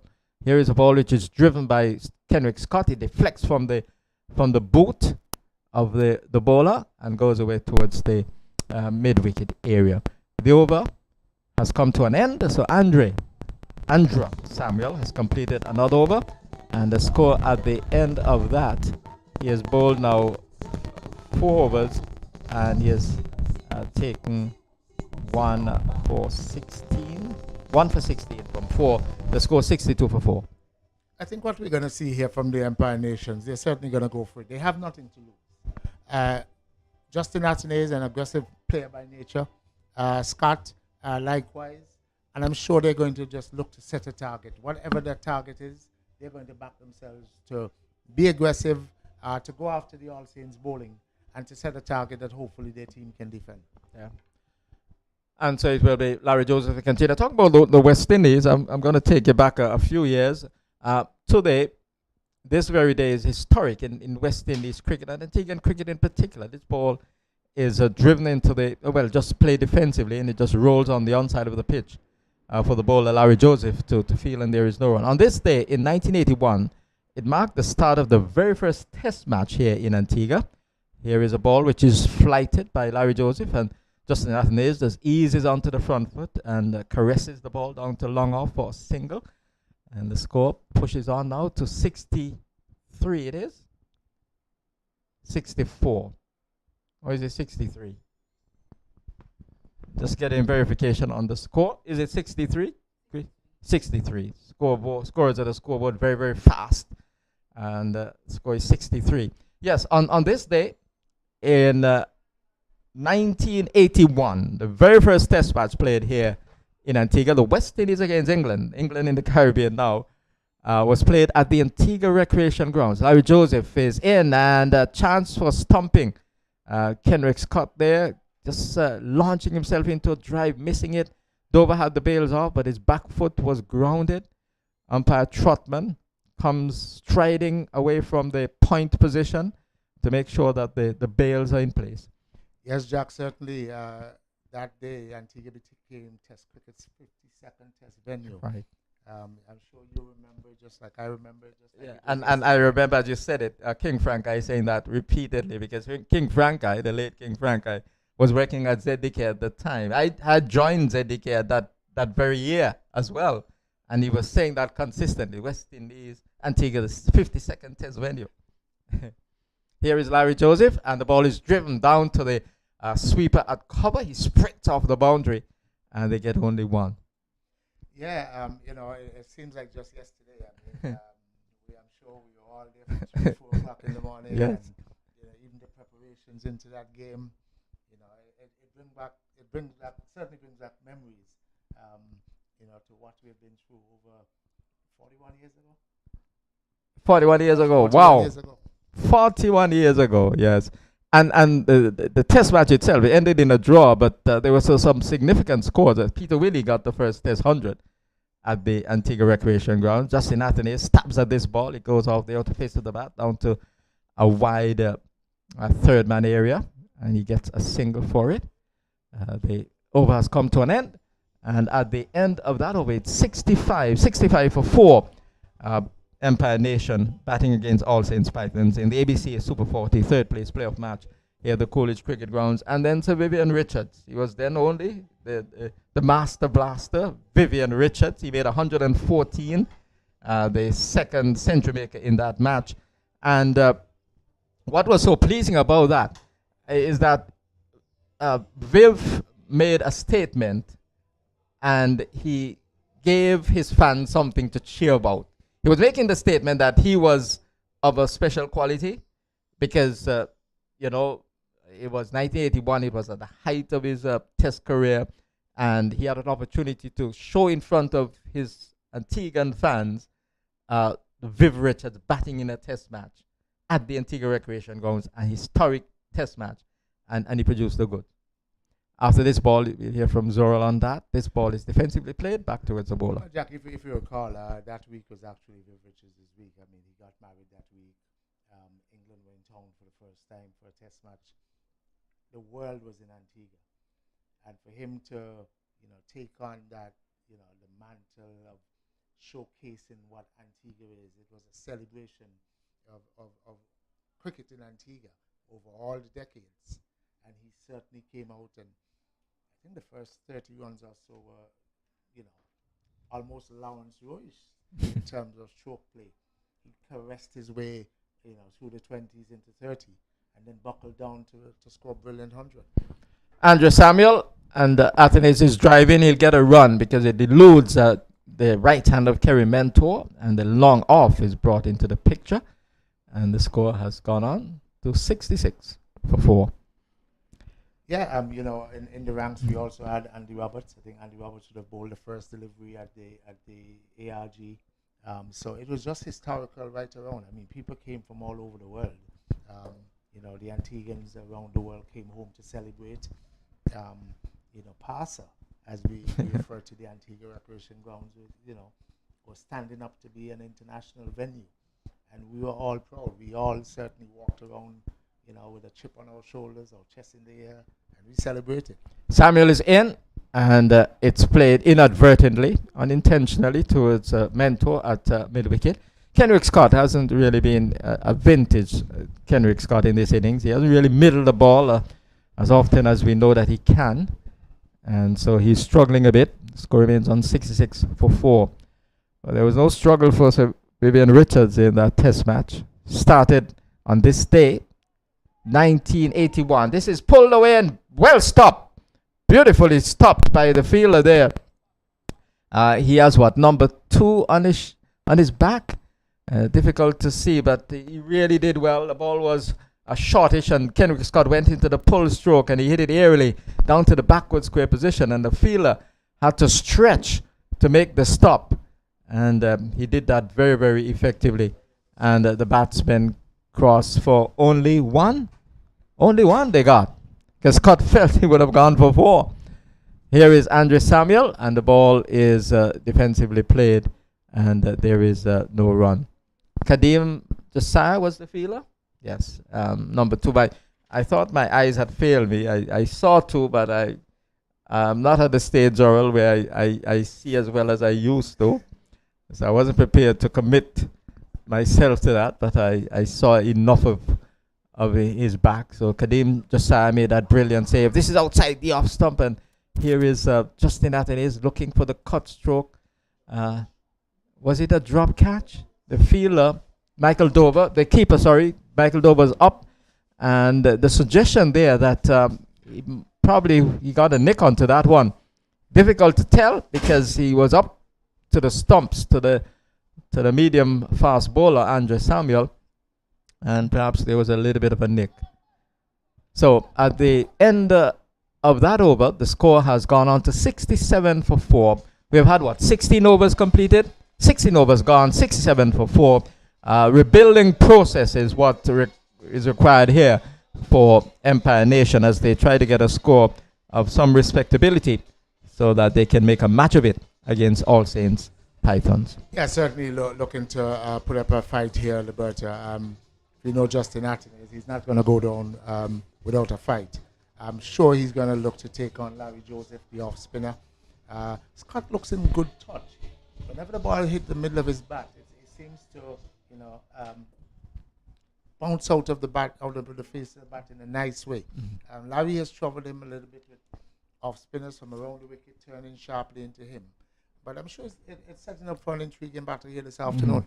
But when he has mistimed the ball, he has really mistimed it as well. Kenrick Scott. So it has been a mixture of stroke play so far. So we'll watch and see what happens here. Here's he driving. He comes off the bat in the air, but he got a boundary for it. He got enough bat onto that one. Kenrick Scott, I think, was perhaps looking to hit that one a lot straighter. And it went off the outer face of the bat and went aerially between the fielders at backward point and the one at that short third man area and down to the boundary for 4. It's going to the 70s now, 71 for 4. Over number 17 in progress. And we have Larry Joseph. He's bowling from the commentary box or southern end of the Coolidge Cricket Grounds on a sunlit afternoon. Batsman is playing and missing. That was a good comeback by Larry Joseph. He was playing there, was beaten comprehensively by that delivery. Larry Joseph bowling from the southern end. And the West Indies, 297 still. 297 all out. The West Indies all out for 297. So 100, the Silver getting 100. Not out, unbeaten. So the lead almost 100. But it's quite a significant lead in that test match. No shot offered here by Kenrick Scott to the off spinner, Larry Joseph. Loud appeal, but that was hit outside the line of the off stump of the ball. Obviously will be spinning away from the left-hander. So Larry Joseph is in and batsman is defending. This was a quicker delivery. And he just stands up straight and allows the ball to hit the face of the bat. Back towards the offside, the bowler following through, picks the ball up, and then just comes from a few paces from behind the umpire. And here is Scott, very, very watchful, a vigilant forward defensive prod, and the ball hits the inner face of the bat and goes towards the short square leg area for the keeper, Michael Dover, to come from behind the stumps. And the over ends with a score on 71 for 4. 17 overs completed. There's still some 23 overs to come. And Empire Nation are trying to build a score here to make a match of this game against the All Saints Pythons team on a very sunny afternoon at the Coolidge Cricket Grounds. Yeah, 71 for 4 of 17. Looking to consolidate here, Atenes and Scott, looking to build a score for Empire Nation. At the same time, the All Saints bowlers, the All Saints team in general, will be looking to restrict the Empire Nation to a controllable score, a score that they can then chase in their 40 overs at least. They've had a good start. But mind you, the scoring rate has been quite loose. Just that Empire Nation has lost the cream of their battle. And we're going to see Andrew Samuel continue the attack. It will be the start of his 6th over. He's already bowled 5. So he's on his way. And this ball is defensively played by Justin Athenaeus. Back towards the bowler. Goes busily back to the top of his mark. A young man who seems to be very, very confident about his game. He has bowled 5.1 overs. No maidens, 1 for 16. So he's been quite economical. Comes in from the northern end. Goes past umpire Trotman. And Athenaeus is dabbing the ball down to third man. Goes very slowly towards the third man fielder, who is on the boundary. And that third man fielder is wearing the number 12. That's Tyrone Payne for All Saints Pythons. And just 1 to the score. 72 now for 4. Talking about 72. You mentioned Lawrence Rowe early on, and that just came to my mind. 1972, when New Zealand toured the Caribbean. That was before your time, Zorro.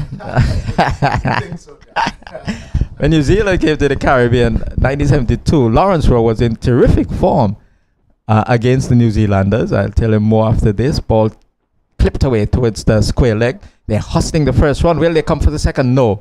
As the electric moving fielder there, that's Kadeem Josiah, was into that position to field the ball very, very quickly and negated the second run. 1972, New Zealand toured the Caribbean, and there was a man by the name of Lawrence Rowe from Jamaica. He made 100 and a double 100 in a test match at Sabina Park. That was a phenomenal start to his career back in 1972. I was a boy outside the line of the off stump, and the batsman hits it off the back foot, and there is one. But I started to follow cricket very, very early. Indeed, Zorro, as you would have. I was a child. A child of the 5 going on 6. I certainly remember a lot of that series. Congland, right, yes, and Jeff Howard, I think, was part of that as well. Yes, I'm not Jeff quite Howard. sure that Jeff Howard was a part of that wasn't 72 team. It was afterwards. He might have been a part of But I remember Bev Congdon. I remember. I say that with a chuckle because I did play with Jeff Howard. Oh, okay, so. Sorry, in 1985. Okay, so he was after that. Yes, but there was a name similar to that, playing for New Zealand. Ball is outside the line of the off stump. Dover standing up, fields. The over comes to an end for Andrew Samuel. He has now bowled 6 overs, and he has taken 1 for 20. 1 for 20 from 6 overs. So he has been quite economical. Yes. So it was a series there between the West Indies and New Zealand back in 1972. Lawrence Rowe 100 and a double 100 in that particular test match at Sabina Park. And it was 2 years later when he made a triple 100 at Kensington Oval. The same year, Andy Roberts made his debut. The same game, yeah, at Kensington. He made a triple 100. 302 he made against England at Kensington Oval 2 years later, and that showed the prolific nature of Lawrence Rowe. He was a graceful player. Did you see him when he came here in 75? I certainly did. I certainly saw him when he came here for that Shell Shield game in 1975. Mm-hmm. I remember him being bowled by a beautiful leg cutter. From Sandy, Roberts, yes. Andy Roberts, that broke the bail. Yeah. You know, very vivid memory. Yeah. He had 60s in both innings. No, and I remember that. No, he had 56 and 65. You're sure about that? Look at the scorecard, because I looked at it a few, and maybe last week I did. For some reason, there was a discussion outside line of the off stump. And I remember he had 60 odd when he was bowled by Roberts. I think he was 60 odd. And he scored another 50 in the second innings. And I remember distinctly, we went out to the Jabberwock Beach on the Easter Monday. I think it was Easter Monday. And I heard that he got into the 60s again. This ball is... You're a little bit older than me. This ball is defensively played. It goes away towards the point position, and there is no run. But those were very good times. Old time days. Cricket was certainly followed by so many people here in Antigua, and the memories were good. There was a lot of excitement. The quality batting as well.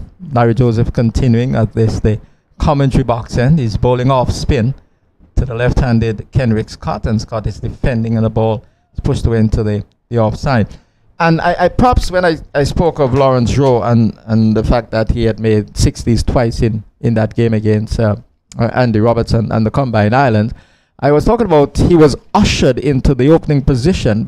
There is a ball driven, but straight to the man at extra cover, and there is no run. It remains on, what's the score, Christine? Is it 70? 73, the score is for the loss of 4.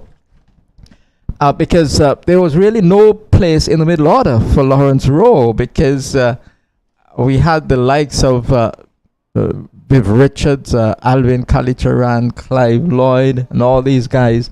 And the opening position really was vacant. The over has come to an end. 73 is the score, 73 after somewhat 19 overs. 19 overs, 73 for 4, Empire Nation. And Jack, I stand corrected. 64 and 62. Right. 64 first innings, Bold Roberts 64. Second innings, he was LBW, Jim Allen for 62. Mm-hmm.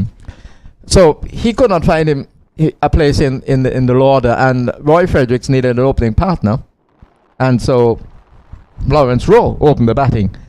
I was making that point that the West Indies needed to have their top players playing for the West Indies.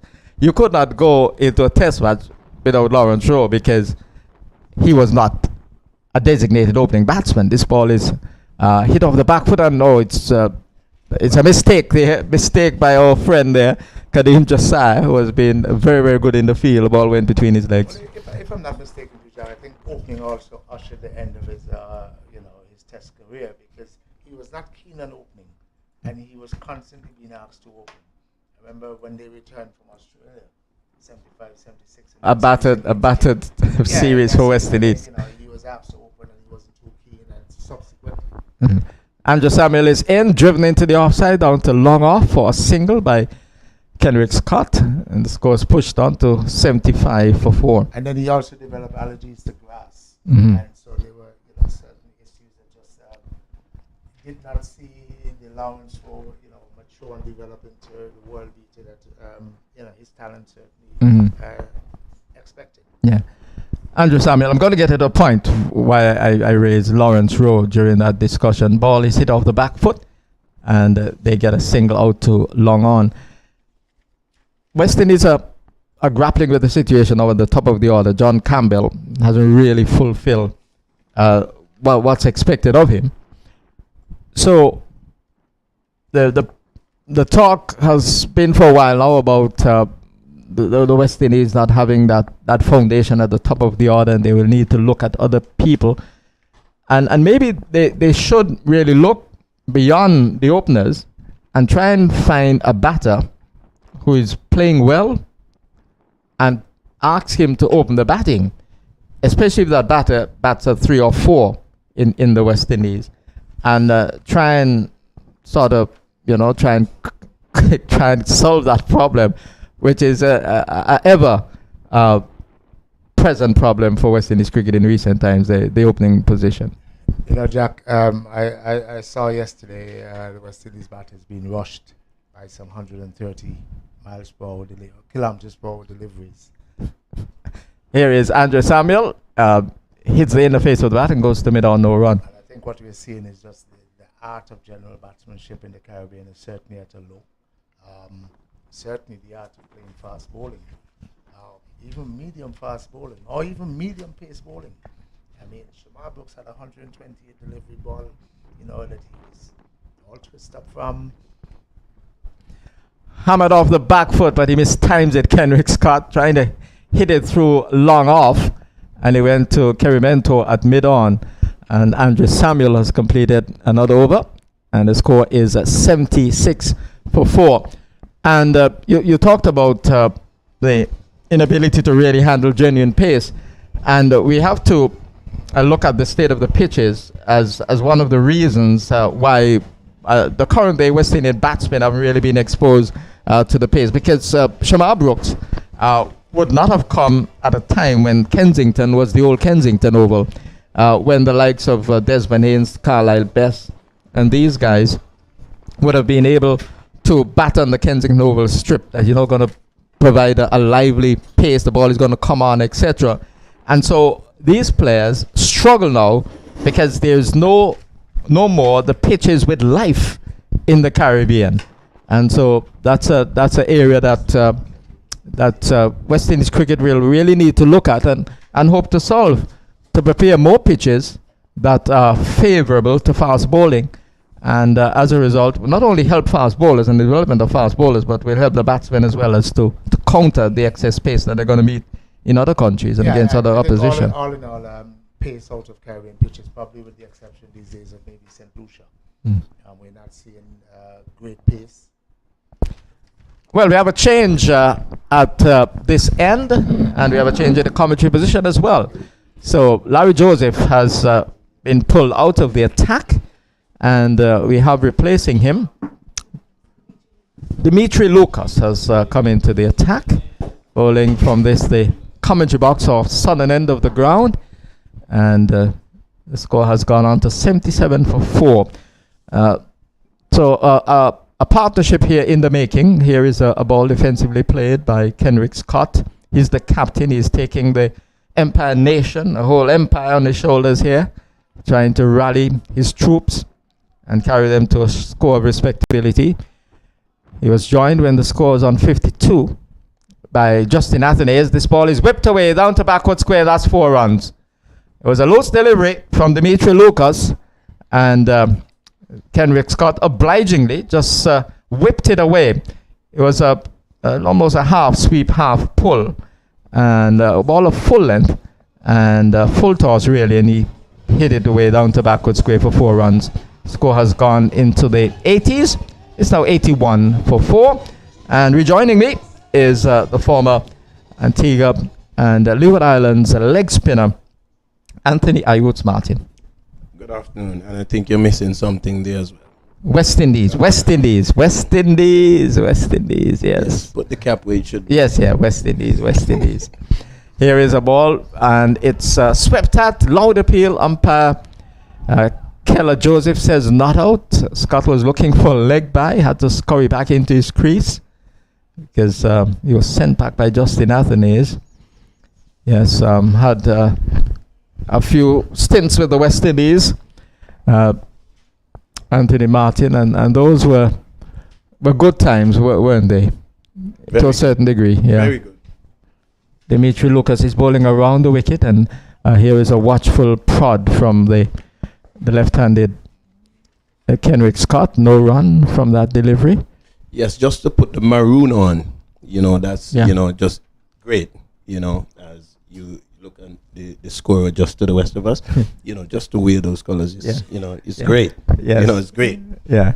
Our scorer, Christine, she's wearing actually a maroon and a yellow combination of colors. Ball is swept at. It goes very, very fine. Looks as if it's Justin Kerimento who gives chase. And the two batters, Justin Athanaze and Kenrick Scott, they scurried through. And the score has pushed on.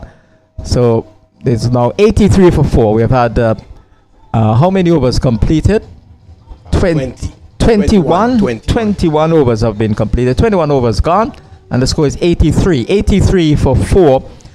So these two have lifted the score from 52 for 4 to now 83. A partnership they were certainly in need of because the wheels were beginning to fall off of the Empire Nation's batting, and they needed a measure of restoration, and they found it to a certain degree between these two at the crease. Yes, a very good partnership, as you mentioned, building here with the former skipper and the present skipper, so both would know their role at hand as we speak. And very experienced, especially Justin Athanaze. And so he's the man on strike now. And we're going to see the attack continue from the far end with Andrew Samuel. So Andrew Samuel has bowled unchanged. This is over number what? 7? Over number 8. So he has shown durability. He's bowling medium fast. He comes in, and this delivery is defensively played, and it is picked up by the wicket keeper. Ball going just a few paces, just a few feet away from Justin Athanaze, just playing a quiet defensive prod to the bowling of Andrew Samuel. So he has had 7 overs completed so far, and I think he has bowled a maiden as well. He hasn't bowled a maiden, no maidens, and he has taken 1 for 23. 1 for 23. So this is over number 8 for him. 1 ball gone, and his second delivery is clipped away towards square leg. The mid wicket has to run around, and they get the single. Then the mid wicket fielder on that occasion with number 6 on his back, or is it number 5? Could be number 5. That's Kenny Sutton in that position. Yes, it looks to be number 5 on his back. He was the one doing the fielding in that mid-wicket position. Running towards square leg. Kendrick Scott on strike now, and he's defending. Mental makes some exploratory steps down the crease, down the pitch, away from his crease, has to go back because the fielder in Kerry Mentor, the captain of the All Saints team, was quickly around to do the work. Remains on 84 for 4. The batsman dismissed so far. Joey Edwards, the first casualty, was caught by wicketkeeper Michael Dover of the bowling of Malik Massadin for 5, 15 for 1 in the third over. Driven hard through the cover position, 4 runs. Wonderful stroke by Kendrick Scott, hit with a fierce, in fierce fashion, with a hint of disdain, and it went away airily, but it went very, very hard down towards the electronic scoreboard on the far side, the western side of the Coolidge Cricket Grounds. 4 delightful runs to Kendrick Scott, 88 for 4.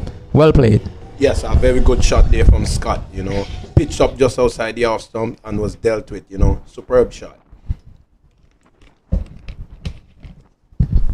Andre Samuel continues. Been punished after he pitched up to the left-hander, who now clips the ball away towards the square leg position. They're looking for second. Is not on. As Kadeem Josiah races in from the deep position at square leg to pick the ball up. Score approaching the 90-run mark now. It's 89. So they would have visions of getting to that 100 and looking to build on that. This is over number 22 in progress. Here is a ball which is outside the line of the off stump. He doesn't offer, and taken by the wicket keeper. Andrew Samuel has bowled his 8th over. 8 overs, no maidens, 1 for 29. 1 for 29 from 8. So he has completed his quota. 8 overs, no maidens, 1 for 29. Good effort by Andrew Samuel. Yes, a very good spell there from Andrew Samuel. Just keeping the batsman in check and pulling out 1 wicket as well. Very good spell there from him. But Jack, in that final over that he bowled, you saw the typical example of the left-hand right-hand combination, because the first 3 balls to Justin Atenes, the right-hander, they were good deliveries. Justin Atenes got a single from the 3rd delivery, I think.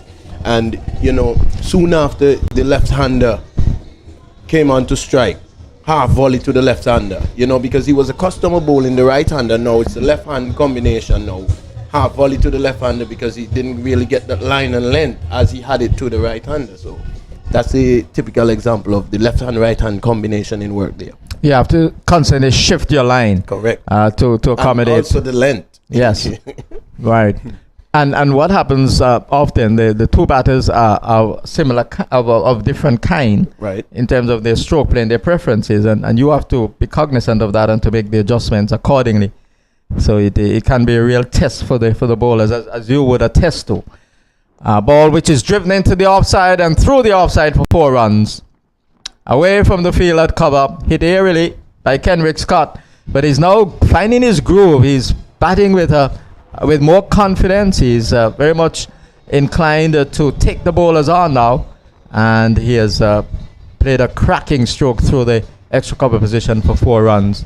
Yes, another good shot there from Kendrick Scott, the skipper of the Empire Nation, just eluding Larry Joseph there just to his right, but he had no chance. Slammed powerfully. Kendrick Scott on to 32, 10 to Justin Atenes. He's defending this time, and the ball goes away towards the short extra cover area. So he's kept on 32. The score on to 93. 93 for 4 wickets. Here is a ball which is whipped away, and 4 more to Kendrick Scott. Man at deep, straight mid-wicket, can't get around. It was pulled through the square leg position, just a few feet away from the fielder, just backward of the umpire. And he made a dive, but it was a despairing one. It was timed well. It was a full toss from Dimitri Lucas. And there was the left-handed Kendrick Scott putting bat onto ball and getting a boundary So 97 now on the board. He's on to 36. Here is Dimitri Lucas bowling around the wicket, and batsman is forward, invites Justin Athanaze for single. Justin Athanaze says no. And so Kenrick Scott has to retreat. Score 97. So the 100 looms for All Saints, for Empire Nation against All Saints Pythons in the third place playoff of the ABCA Super 40. Here is he going back and pulling out this. Delivery is out. LBW. Yearly was a bad stroke, and Keller Joseph had no hesitation in lifting the index finger to signal the end of Kenrick Scott. It was a ball which kept a little bit low, and he was looking for the ball to make more height. He went back and was pulling at it, and I think that was very much adjacent. He would have gone on to hit the stumps, and so he has been LBW to Dimitri Lucas for 36. 97 for 5 is the Empire Nation score in over number 23. Three. Yes, a very bad shot there from the skipper of the Empire Nation, you know, after getting a few boundaries in that particular over, and then, you know, giving away his hit that way. You know, that particular delivery wasn't there for that shot, you know. The ball didn't bounce as much as he thought it would have, and, you know, that would have hit somewhere between middle and leg stump, you know. So I think that was a very good decision there. Very bad shot there from Kenrick Scott after being looking so good, you know, looking in touch, and, you know, he really wanted to take on the All Saints bowlers, but that wasn't the delivery to do so. You know, he had to, you know, check himself that time and, you know, probably get in line with that and just push it back along the track, which he didn't, and he suffered because of that. So Kenrick Scott has been LBW to Dimitri Lucas for 36, and the score at his dismissal, 97 for 5. 97 for 5 in the 23rd over. Dubry. And we have Jubri. Jubri has come out to replace him. And he's off the mark right away as he just stabs the ball away down to the third man area for a single. So Jubri coming to the crease. That's Gary Jubri replacing his captain, Kenrick Scott. So 36 Scott LBW to Lucas, 97 for 5 when he departed, and Gary Jubri has come out to join Justin Athanaze at a phase when they again need to build a partnership.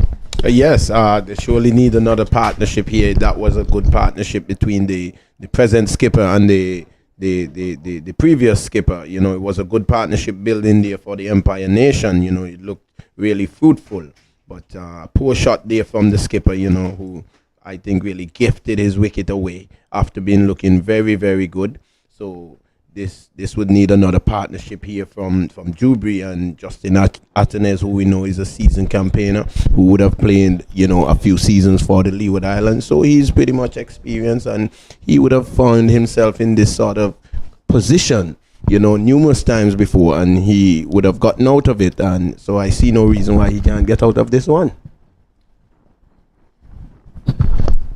But it's going to take an effort. They will have to certainly pace the innings, the rest of the innings, because sometimes what happens, you not only lose wickets, but you leave overs remaining. And so it's almost a difficult position right now for the batting side. Half the side dismissed, not 100 on the board. Do we go hard for the remaining overs, or we just play it quietly and just look for the odd boundary? Those are some of the questions they'll be asking themselves. Here is Jubri hitting this one forcefully off the back foot down to the deepish position at point. He gets 1 run for it. Justin Athanaze comes in to strike. So we are approaching the 100. Score 98 for 5. 98 for 5 in over number 20. 99. Scoreboard there showing 98. Hit off the back foot down to the sweeper at cover, and they go for a single. The return is high, Michael Dover is not the tallest man in the world, had to try and make some height there, but he just could not get glove onto it. And it was backed up by the fielder in the short fine leg area. So the score is now 99. The 100 is up. The 100 is up. The 100 is up. So the 100 coming up. The electronic scoreboard showing 100, but the manual scoreboard showing 99. So the 100 coming up off 144 balls, 111 minutes, and 14 fours, 13 fours in the 100. Driven down towards the long on position, the diving effort made by the fielder there, and eventually the long off having to go around, and the batsman scampered through for a couple of runs. So the 100 for the Empire Nation team coming up of 144 deliveries, 111 minutes, and 13 fours. Last batsman dismissed. Kendrick Scott, the captain for 36, the top scorer so far. Ball is played defensively by Gary Juvry to the bowling of, is it Josiah bowling there? Kaleem Josiah, who has been electrifying in the field. Now he's bringing that enthusiasm to his bowling. Comes in, and this is batsman taking on the pad, loud appeal, led by Dover, the wicket keeper. But umpire James Trotman says not out. That was the last ball of Kadeem Josiah's over.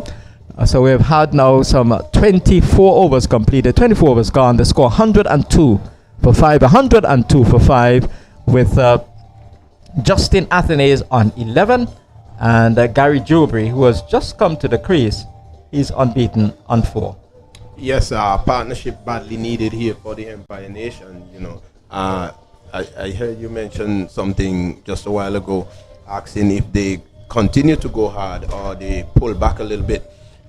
Where I see it, I see they need to just pull it back a little bit, just push it around. You know, play basic cricket, ones and twos. Look the ones and twos. Don't go after the boundaries. If the bad deliveries present themselves, then you crash them into the boundary. But otherwise than that, you just need to push it around until you get something like maybe 8 overs remaining, and then you could go, you know.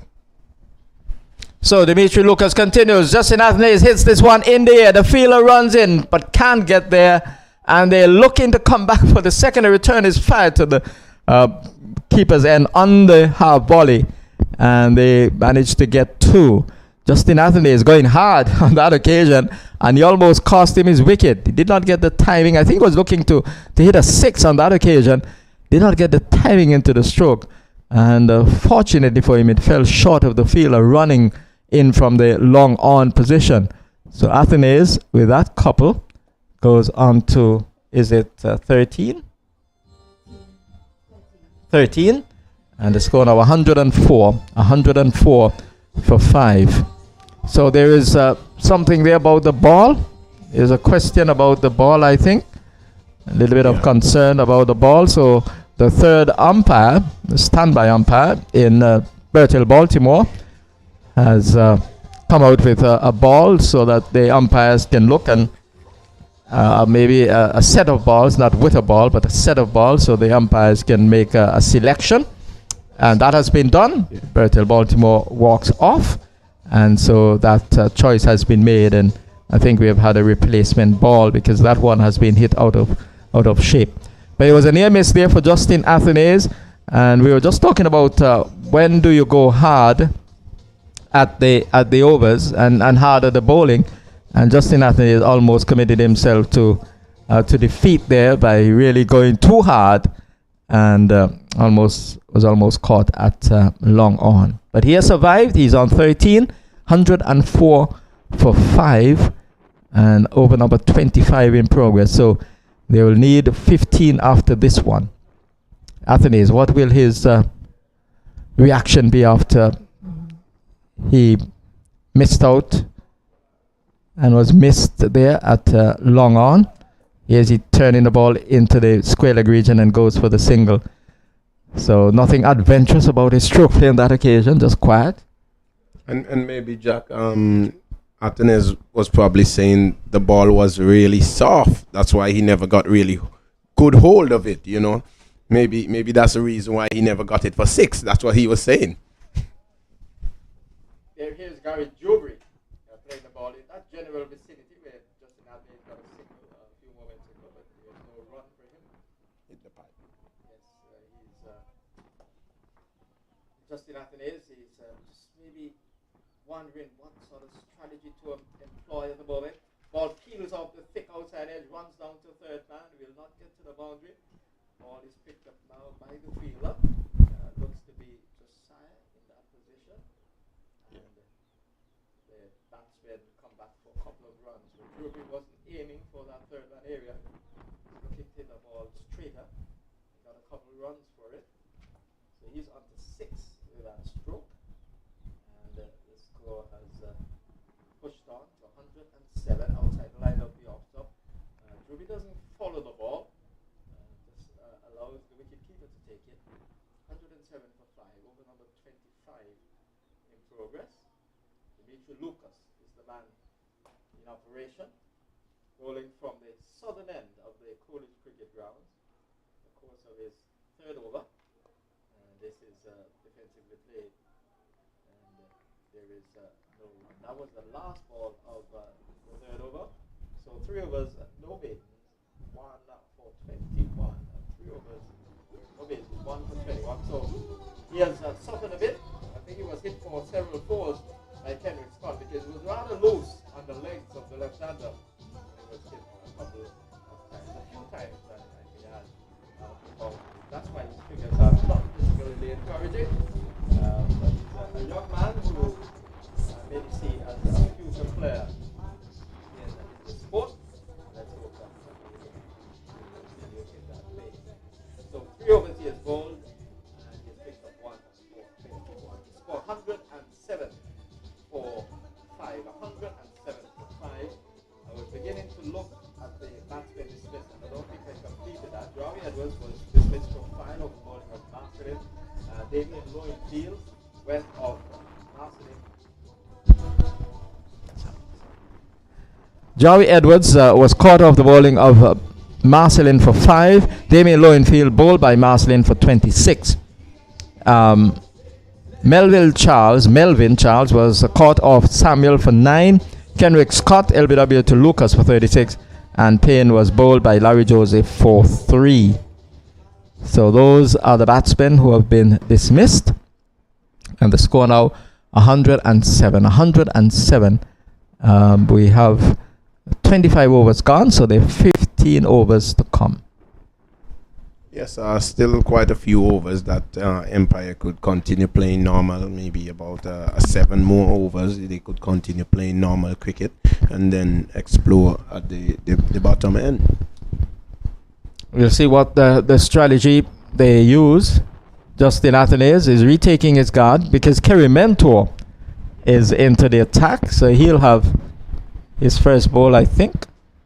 Kerry Mentor. This is outside the line of the off stump, but the batsman doesn't offer. Not a former Antiguan player. Several former Antiguan players in this game. He's one of them. Bowling to Justin Athanaze, another player who has represented the Twin Islands state. Here is Kerry Mentor on his way to bowl to Athanaze, and Athanaze is stabbing the ball into the offside. They go for a quick single. A return not released by the fielder running in from the point area, knowing that Athanaze had already would have beaten the return. Well, and so one was backing up as well. The fielder backing up was on the boundary, so that was clearly an extra run, would have been given away there. Yeah, because he would have had to go at the stumps. Correct. So he held on to the ball, discreetly holding on to it. So we're watching Mentor now. A fielder has been brought into a short extra cover position. Mentor, right arm over the wicket, bowling fast medium outside the line of the off stump. And ball taken low down by Michael Dover. Michael Dover, who was taking 1 catch so far to dismiss Joey Edwards. This ball is driven into the offside, and the ball is heading towards the boundary, but won't get there, and they come back for comfortable 2. The ball driven by the fielder, by the batsman in Gary Jewelry. The fielder there having to run after it from the short extra cover area, and that allowed the batsman to come back for a couple of runs. Yes, and we'll have to see how costly the drop catch off of Justin Atenes by the keeper there. Dover outside the off stump, and Gary Jewelry doesn't play stroke, just lifts the bat and allows Dover to take it low down, close to his shin or maybe even lower. Larry Joseph stands at slip. There's a third man in place as well. There's a backward point and a cover and a mid-off at the offside field for Mentor, and it's driven into the offside up towards the mid-off position, and there is no run. Yes, and Kerry Mentor with a sort of skiddy action, kind of slingy kind of action. You know, you have to look to get on the front foot to him. You can't play him on the back foot. He's kind of skiddy. Sometimes he would hit back of a length, and his balls would not get the sort of height that another bowler hitting that length would have gotten. His balls are more skiddy, more attacking the stumps, even though they're a little bit back of a length. Certainly. So Kerry Mentor can be a difficult customer for the batsmen. Usually bowls with success in domestic cricket, Kerry Mentor, and he'll be hoping to have more success again today. So only 3 runs coming from his opening over. We have had some 26 overs completed, so there are 14 to come. And it's 110 for 5. And Jack, don't forget, when he used to play for Antigua, he was a wicket keeper. He was wicket keeper in those days. He never used to bowl. You know, after, not playing anymore for the Antigua team, the national team, he started bowling. Yeah. He's a versatile cricketer, and a cricketer I really admired, because he had the ability to transform a game. He could really get at the bowling in a flash, and could really transform a cricket match because of his power hitting.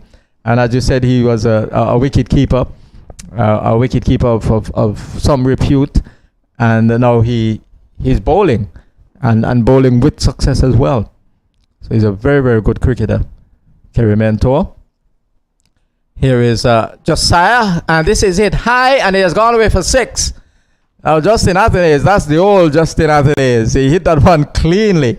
That was up from Josiah, and he put bat to ball and hit it over the head of long on. With all the ease in the world, 6 runs to Justin Athenaeus, and the score 116 for 5. Is that the first 6 of the innings? First 6 of the innings, 116 for 5. Empire Nation. Yes, a very good shot there from Justin Atenes. Just giving a bit of air there from Josiah, just a bit too full, and that was in the area for Justin Atenes, and he dealt with it. That was easy. That was like food for Justin Atenes. He's a powerful hitter of a cricket ball. Atenes, the ball has not been retrieved as yet. It comes now. Hit away to our right here in the commentary position. So and you must remember as well, Jack, the ball is much harder, because it was changed. So it's harder than the previous ball. So it will go a little bit further. That's an interesting observation, Anthony. So Kadeem Josiah is continuing. Dimitri bowled initially from this end. So here is Josiah. And I should say Josiah bowled initially from that far end. He's now operating from the southern end, a single, as Athenaeus launches himself into a drive, not hitting this one in the air, but hitting it along the ground, down to Malik Marcelin at long off for a single. 117 for 5 over number 27 in progress. They're going to 40. Clipped away by Gary Jewelry into the forward square leg position. They're hustling the first one. They come back for the second. A little bit of a fumbling by the fielder, and so the second run was comfortably taken.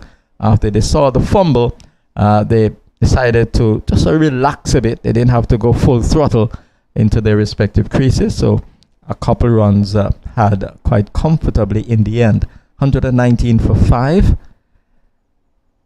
Here is Josiah. He's short, and Jubri is hitting it off the back foot, but he can't get a run.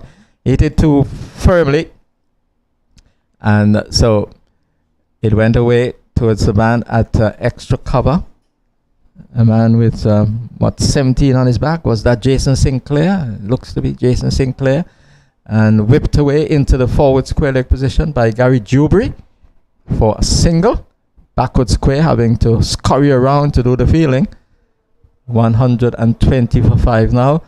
So the batting has a bit of urgency here. You sense there's urgency in the batting as the overs go by. They realize they need something of substance. Here is driven hard. And did it hit the umpire? No, It hit the bowler, yes. Oh, I was hit hard by Justin Atherley. The bowler probably hit the palm of his hand. Had he hit the fingertip, it would have been quite a painful blow. But perhaps it went flush in the palm, and just he couldn't hold on because he was hit so hard. So he looks to be all right. Kadeem Josiah. The over has come to an end. We have had some 27 overs completed. There are 13 to come, and Empire Nation winning the toss and batting in the ABCA Super 40 third place playoff match here at the Coolidge Cricket Grounds, the home of Cricket West Indies. They're 121 for 5 after 27. Yes, a powerful shot there from Justin Atherley straight back to the bowler, and that was so powerful that he could not hold on to that bowling card. His hands must be still burning there, Jack. You're saying that he's okay, but I know he's not okay. He's not okay. Because not you have had a few of those, huh? He is not okay. Yes. He'll be checking the palm, checking those fingers, and he'll be working them in and out, squeezing them to make sure they're still there. Well, what was the most serious hand injury have you suffered in that sort of scenario? Well, I could recall one time I was playing and there was a back drive. I don't remember who the batsman was. Memento is in, and it's hit away by Justin Atherley. Gary Jubri was looking for a run, had to scurry back. I think it was Wilden Cornwall. I'm not sure, but he drove back one, and it was a bowling card, and that one was struck powerfully, and it hit the thumb on the right hand, and Mento is in and clipped away down to fine leg. It will go away for 4. Good batting by Justin Atherley. It was on his legs, and he played it very, very fine. There's a fielder at short, fine leg, and it went away to his right. He had no chance whatsoever. 4 good-looking runs to Atherley. 125 for 5. Yes, a badly lined delivery there from Kerry Mento, and Justin Atherley just helped it on his way. 4 beautiful runs to Empire Field, 4 beautiful runs to himself. Just pushing up the score a little bit. It's 125 for 5, and he's driving Atherley. Doesn't get hold of it. Looking to hit that one straight. Got hit away down towards the long on area. 126 now. So what happened to your thumb? Well, I had to make sure it was there. But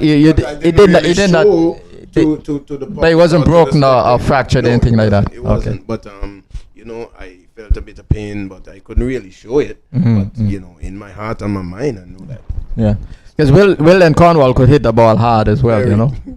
Yes, he was an accomplished batsman, Wilden Cornwall, former Leeward Islands captain outside the line of the off stump, and batsman plays and misses. Taken by wicketkeeper Dover. And Cornwall would have, had he been around in this time, when the West Indies are really struggling for batsmen, I think he would have been able to make more than one of those teams. Yeah, easily. He could have played all he was classy. He could play against pace and spin with similar plumb outside the line of the off stump. Outside the line of the off stump, a drive off it. Ball taken by the wicket keeper. Bad shot. That could have gone anywhere. That could have nicked and gone straight to the wicket keeper. A very bad offer there at this time. When they're in desperate need of getting some more runs on the board, because surely 126 is not good enough. Yes, All Saints could not get 120 odd in their semi-finals, but I think they would get it here. Mentor is in, driven, and half stopped by the bowler, and they cannot get the run though. A ball deflected from the hand of Mentor and went towards the mid-on area, and there was covering, so the batsman could not cross. The over has come to an end. 28 overs gone, so there are 12 to come. 126 for 5, 126 for 5. Let's look at the individual scores for the batsmen who are out in the middle. Let's trying to get hold of the electronic scoreboard. So Juby is on 11, and Justin Athanaze 28. 28 to Athanaze, and Juby is on 11. You see, Anthony Martin, his eyes are far better than mine. And that's why, Jack, you need some young guys in the commentary box with you. Sure. Help out a bit. Sure. That's why we need some young guys. Yes. We have a drinks break at the moment. We have a drinks break with the score on 126 for 5, with 28 to Justin Athanaze and 11 to his partner in Gary Jubry. The wickets going down so far. Joey Edwards, he was caught by wicketkeeper Michael Dover off the bowling of Malik Marcelin for 5, 15 for 1 in the third. Then Damian Lowenfield was bowled by Marcelin for 26, 45 for 2. Melvin Charles was caught off the bowling of Andres Samuel for 9, 48 for 3 in the 10th. Then we had Clayton Payne. He was bowled by Larry Joseph for 3, 52 for 4. Then there was a stand between Kenrick Scott and Justin Athanaze before Scott was LBW to Lucas for 36, 97 for 5 in the 23rd over when he departed. And since then, Athanaze has been joined by Gary Jubry, and they've carried the score from 97 to 126. They'll be hoping that they'll be there at the end of the allotted overs, and with the score, if not reaching 200 in that general vicinity, that may be ambitious, but I think Empire Nation will be looking to get up to that score and hoping that Justin Athanaze can be there and play somewhat of a blinder in the latter stages of this innings. Yes, with 12 overs remaining, Justin Athanaze still at the crease and set on 28. It's not something that he can't do. That's something that he would have been accustomed of doing over a period of time, in the later overs, hit a few big sixes and fours and, dominate the bowling at the back end. But all in all, 126 from 28 overs, in any way that it goes and whatever score that Empire gets, we are still expecting a very good game, a keen contest here, because these are the two teams that everyone thought would have been in the finals, based on how they were playing during the preliminary rounds. Everyone thought that these two teams would have been playing the finals. So to these guys right here now, this third place game, it's a big game as well, because each would want to show that at least we are not the fourth place team. We're not the fourth place team. We're at least we would have gotten to the third position and at least got some sort of incentive or whatever is there to be had, from the third position. So there's something to play for. Indeed, because some of the teams do not have this opportunity. The teams who did not make it to the last 4, they don't have an opportunity to be in the playoff or the final, and so here is an opportunity for these two teams to grab something. And one perfect example here, Jack, is the Bethesda team who would have won last year, and this year you can't even make it to the final 4, so their cricket would have dropped, tremendously. Yes. Larry Joseph is back into the attack, and he has already bowled very economically. He has bowled 5 overs, 1 maiden, 1 for 12. 5 overs, 1 maiden, 1 for 12. And by any standard, that's very, very good bowling. He comes in the off spinner, and Athanaze is clipping it down to the short fine leg area, and they get a run. Gary Jubry having to go to the danger end. The return was low and hard to Michael Dover. He gloved it. So they single, first one since the drinks break, 127 now. This is over number 29 in progress, so 11 to come after this one. Ball again down to the fine leg area. This time the batsman is Gary Jewelry, but they can't score. So Larry Joseph in his 6th over. He'll have 2 to come after this one. Goes in, and this is outside the line of the off stump, and just a quiet prod at the ball. No aggressive intent by Gary Jewelry on that occasion. And the ball just trickled out towards a point position. Remains on 127 for 5. And here is the batsman defending and pushing the ball on the offside of the pitch for Larry Joseph to do the fielding. So maintaining the consistency here in keeping the batsman quiet, Larry Joseph, in the course of his 6th over. And here is Jewelry looking to hit this one straighter. And the ball just taking the outer part of the bat and going to short extra cover. So a very good over completed by Larry Joseph. In fact, he had only 1 run from it. 6 overs, 1 maiden, 1 for 13. Extremely good figures. Yes, very good over there from Larry Joseph, who was always been that sort of bowler. You know, he was always tight, you know, always there about, always asking questions of the batsman. So that's nothing new for Larry Joseph. But on the other hand here, where the umpire is concerned now, they would need to, you know, even though he's bowling very tight, they would want to push him around a little bit, you know, just getting some runs, you know, just away from the fielders, and, you know, getting some quick singles and asking the fielders to come in a bit. And then when they come in, they could now play a big stroke, you know, even though they don't connect as good as they would like, you know, if it's over the infield, at least they would get 2 or more. You're so right. So we're going to see how calculated the batsmen here and those who may come if they're required to as the overs go by. 11 to come, 29 gone. And so Kerry Mentor just taking some time to have the fielders in the positions he wants them to be. The captain of All Saints Pythons. He's the man in operation, bowling from the far end. He comes in to bowl to Athenaeus. Athenaeus gets a ball of Yorker length, digs it out. He goes on the onside of the pitch for Kerry Mentor to do the work. He's now in the course of his 3rd over, 2 overs, and none for 8. None for 8, 2 overs.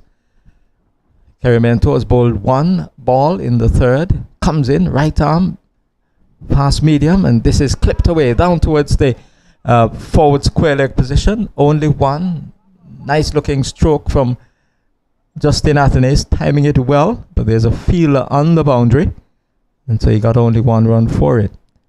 Mentor walks back to the top of his mark. Justin Athenaeus now on to 30 with that stroke. 11 to Gary Jewelry. He's the man who comes in to strike. There's a slip in place for Jewelry. And a little bit of a adjustment to the offside field here as the fielder at cover is being brought closer. And so here is Kerry Mentor on his way. And this is driven into the offside, goes away towards the wide, long off area. And there is an easy single for Gary Jewelry. It was a full toss, low full toss, and he got away for a run. And you see, if he hadn't made that change, that would have been straight to the extra cover, straight to the normal extra cover. So they got a run for that one. Mentor is in, and Athenaeus is turning it to mid-wicket, but he can't score because there's a fielder there. That looks to be Larry Joseph in that position. Yes, it is. I can see exactly what Kerry Mentor is working on. He's trying to get Athenaeus LBW. He's trying to bowl him straight because sometimes the ball is just keeping low. Comes in again. Mentor, and Athenaeus gets a ball which bowls him. No, he did not. I thought for a moment. Yes. Out. Oh, wow. Dog it out. Yes. I was a little bit unsighted by a rod that runs across here, iron rod. So I thought it had shattered the stumps, but he was a very good Yorker. Yes, exactly. That's what I told you. I could see exactly what Kerry Mentor is working on with Justin. Here is, he's slashing at this ball outside the off stump, and Dover takes it behind the stumps there. So that was looked to be a little bit quicker one as well. And Justin Atenez with an air of desperation in going after that one. Almost flung the bat at it, and he missed it and was taken by the wicket keeper. So at the end of over number 30, 10 overs to come. The score is 129 for 5 with Justin Atenez, former captain of Empire Nation. He has 30 to his name, and Dover has 12. Dover. Correction, Gary Jubry. Right, and another good over there, and nice and tight over. Just keeping everything in order there, just keeping the batsman in check there. And as we have Larry Joseph into Jubry, shot down the onside, picking up 1 run past the short mid wicket there, out to the long on boundary. Picking up there Samuel and tossing it back to Larry Joseph, who is rubbing that ball, trying to get a little shine on it. Larry Joseph into Justin Atenez down the leg side. That should be signal a wide there. Good stop there from Dover. It wasn't taken, but at least he got body behind of it, and he saved any runs added to the wide. Larry Joseph again to Justin Atenez, straight, pitched up delivery, quick, played back along the track there to Larry Joseph. Field by Larry Joseph, having a smile on his face. In again, Larry Joseph to Justin Atenez, down the leg side again. That should be signaled another wide there. Larry Joseph, just trying to keep it a little bit close to Justin Atenez there. A bit too close or a bit too straight. Larry Joseph again into Justin Atenez, straight on middle. Push back along the track on the onside. Field by the short mid-wicket fielder there. I think it's Pollard. Good field in there. Tossing it back to Larry Joseph. Larry Joseph again in past the umpire. Ball to Justin Atenez and dug out there. Seems to be a Yorker length delivery from Larry Joseph. Dug out there by Justin Atenez. Both players would have known each other, very well. Known their do's and their don'ts. Larry Joseph again to Justin Atenez. Pitch up outside the off stump. Driven down to the long off position. Picking up 1 there. Well field there by Marcelin. A return to Larry Joseph. Didn't collect cleanly. Goes along the track to wicketkeeper Dover. Who tosses back to Larry Joseph. Larry Joseph back to his mark. Past the umpire.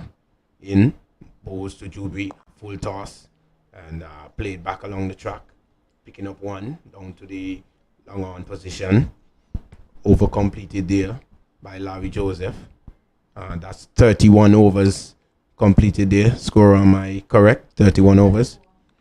31 overs, and the score is 134. 134 for 5 with 9 overs remaining. And the Empire Nation, not so bad of a position. 9 overs remaining, 2 set batsmen. There's a partnership of about 37. 37 runs partnership between Justin Atenez and Jubry. Good little rebuilding process here from both guys for the Empire Nation, and they would be looking to explode sometime soon. I'm not sure how they're thinking currently, but for me, I think personally they have maybe another 2 overs. They could, take it a little bit deeper because, Larry Joseph, I think, have 1 more over. So you would want to see him out, play him out and then see who's the other bowler they're going to replace Larry Joseph with. And then probably, it would be some nice, easy bowling for you. But you don't want to give away your wicket to Larry Joseph. So none of these set batsmen would want Larry Joseph to out them in his final over. As we watch Kerry Mentor running in, bowl to Jubry, ball straight and was pushed back along the track, pushed back down to the mid-on fielder, fielded there, tosses it back to Kerry Mentor, who is walking back to his mark, turn at the top of his mark, runs in, past the umpire, bowl to Jubry. That one was dabbed out in the offside, backward point running in and feeling that, tosses it to the wicket keeper. Keeper collect nicely, passes it on to the extra cover fielder. Extra cover fielder tossing it back to Kerry Mentor. So they are getting those deliveries in quite quickly here. Kerry Mentor in, bowls again, and that was played out to the cover fielder there. Field again, tosses back to the wicket keeper. Jubri has to find a way to get a single, try to push it in the gap, just try to, just left or right of the fielder there at extra cover.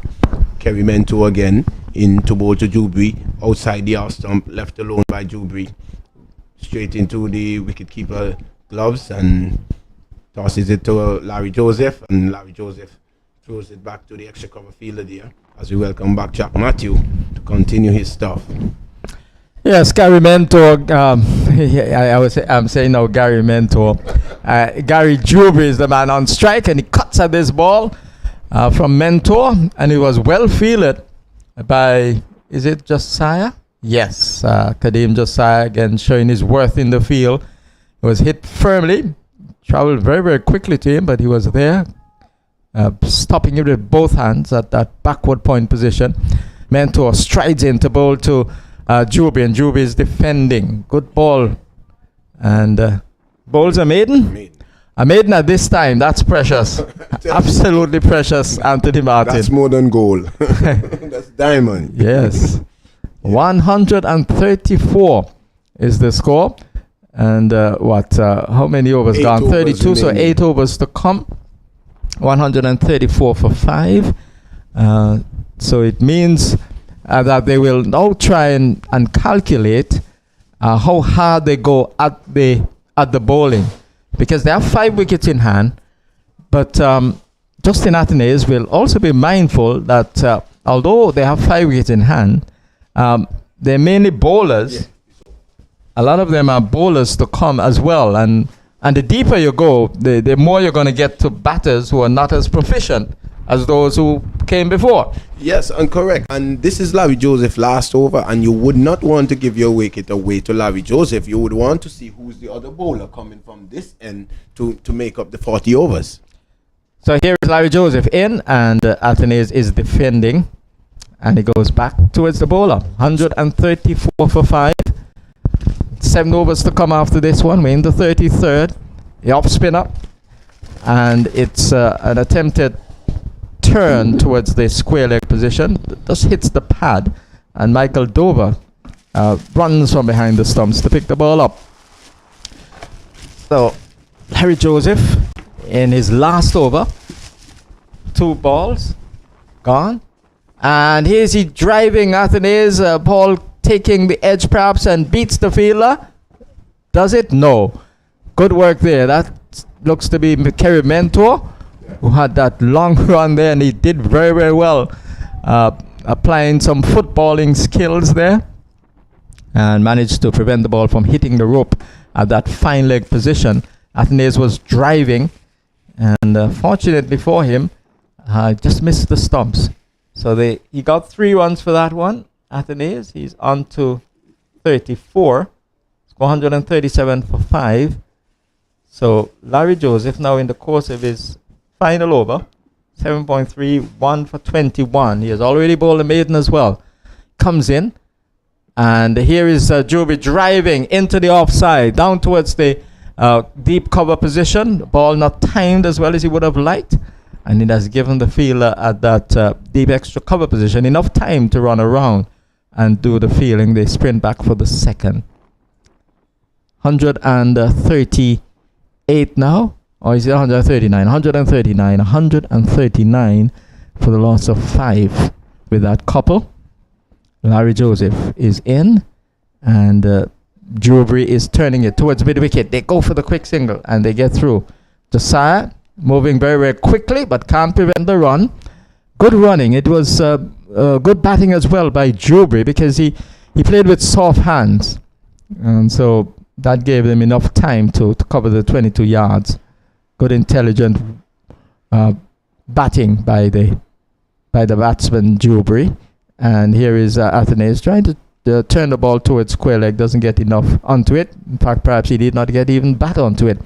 So the spell of Larry Joseph has come to an end. His allotment of overs has ended. He has bowled 8 overs, 1 maiden, 1 for 24. 8 overs, 1 maiden, 1 for 24.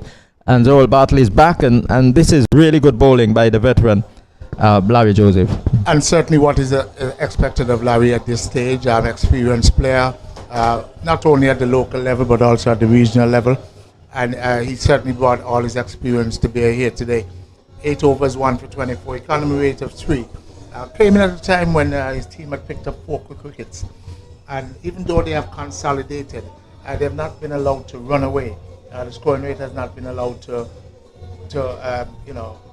get above what is controllable by the All Saints team. So good spell of bowling from Larry Joseph. 140 is the score. 5 wickets are down, and it's a very good partnership as well.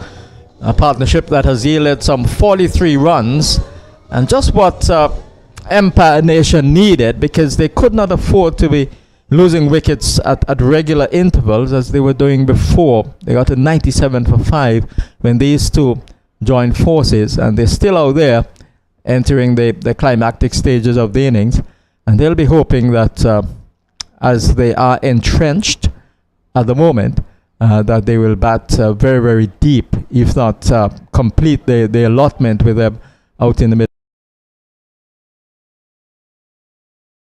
We're going to see what unfolds.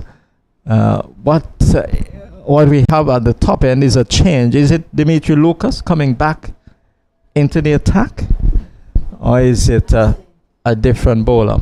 Marcelin is back. So Marcelin back into the attack, bowl with a fair degree of success. So he has had 5 overs, 1 maiden, 2 for 15. He starts, and when he gets close to the stumps, decided to halt his run and makes his way back to his mark. So he has bowled 5 overs, 1 maiden, 2 for 15. He opened the bowling, bowled initially from the commentary box or southern end of the College Cricket Grounds. He's now operating from the northern side. Goes past umpire Trotman, and again, he's not satisfied with his run-up, and he has to go back. Signal of dead ball yet again from the umpire Trotman. Trotman and Keller Joseph, female umpire, officiating in this playoff final of the Super 40. Here is Malik Marcelin. He strides in again. He doesn't get it right. So perhaps he'll just have to remark his run and look to get it right. So I've never really seen this. 3 consecutive times he ran up and just did not have it right. So he has decided now to remark his run, and let's see what happens now. This is the 4th time of asking. 4th time of asking for Malik Marcelin. Well, his change ends, so obviously different dynamics. Let's see if he gets it right now. So he comes in, and he gets it right, and the batsman is driving Jovi into the offside through the long off area. He slips at the non-striker's end. The return hits the stumps, and they're looking for an overthrow as the ball deflects down to a short point position, but no chance for them to cross, because there was Tyrone Payne there to cover. And so it remains on 141 for 5. Had Jubi not slipped at the far end, I think they probably would have come back for the second. Would have been a challenging second run, but I think they would have chanced it. But he slipped, as I think a batsman did earlier. One of those opening batsmen did. And here is a ball from Marcelin, which is well up of Yorker length, and the batter in Justin Athanaze having to come down on that Yorker length delivery. Bowler following through, picks up, walks back to the top of his mark. He's in his 6th over, has picked up 2 wickets, the most successful bowler so far. And here is Marcelin once more, and it's clipped away down towards the backward square position. We'll go away for 4. No chance for the fielder at fine leg. Fine leg fielder having no chance to get to that one. That looks to be Kerry Mentor, the captain of the team. and it ran away for 4. Good shot by Justin Athanaze. A ball angled into the right-hander, and he played it with the tide and timed it beautifully down to backward square for 4. Good shot there. Certainly at this stage of the game, Athanaze is certainly going to be going for it. 6.5 overs to go. 145. I'm sure he's eyeing up anything about 220 for the Empire team here. 220, that's a lot, sir. 220. 6 overs to come, 145. He's going to go berserk. Okay. And that is coming from a batsman. And that's the way batsmen talk. So you know that Zorel Bartley is a batsman. Here is Marcelin. And here is the batsman just defending. There he goes back towards the bowler. But he has that capacity, as Justin Athanaze, to really go crazy towards the end of an innings. And Empire Nation will be hoping that he'll produce one of those hurricane knocks this afternoon. Here is Marcelin into ball team, and he's hitting this one in the air. It's going to be caught. He's dropped. And the ball has gone for 6. The ball going through the hands of the fielder at long on. Looked to have had it covered. But when the ball got to him, it was over his head. He put up both hands, and it went through his hands and has gone away for 6. 150 coming up with that 6. 151 for 5 in over number 34. Yeah, he was caught off the boundary and didn't pedal back in time. And that ball only just made it over the boundary. He could have easily stepped back. But if you notice, even from where he is at the moment, he's inside the boundary. Walks in from there and then found himself in an uncomfortable position. So Justin Athanaze, will he continue in this vein? He'll get more runs here as he steers it down to the backward point area. He says no to Jubri.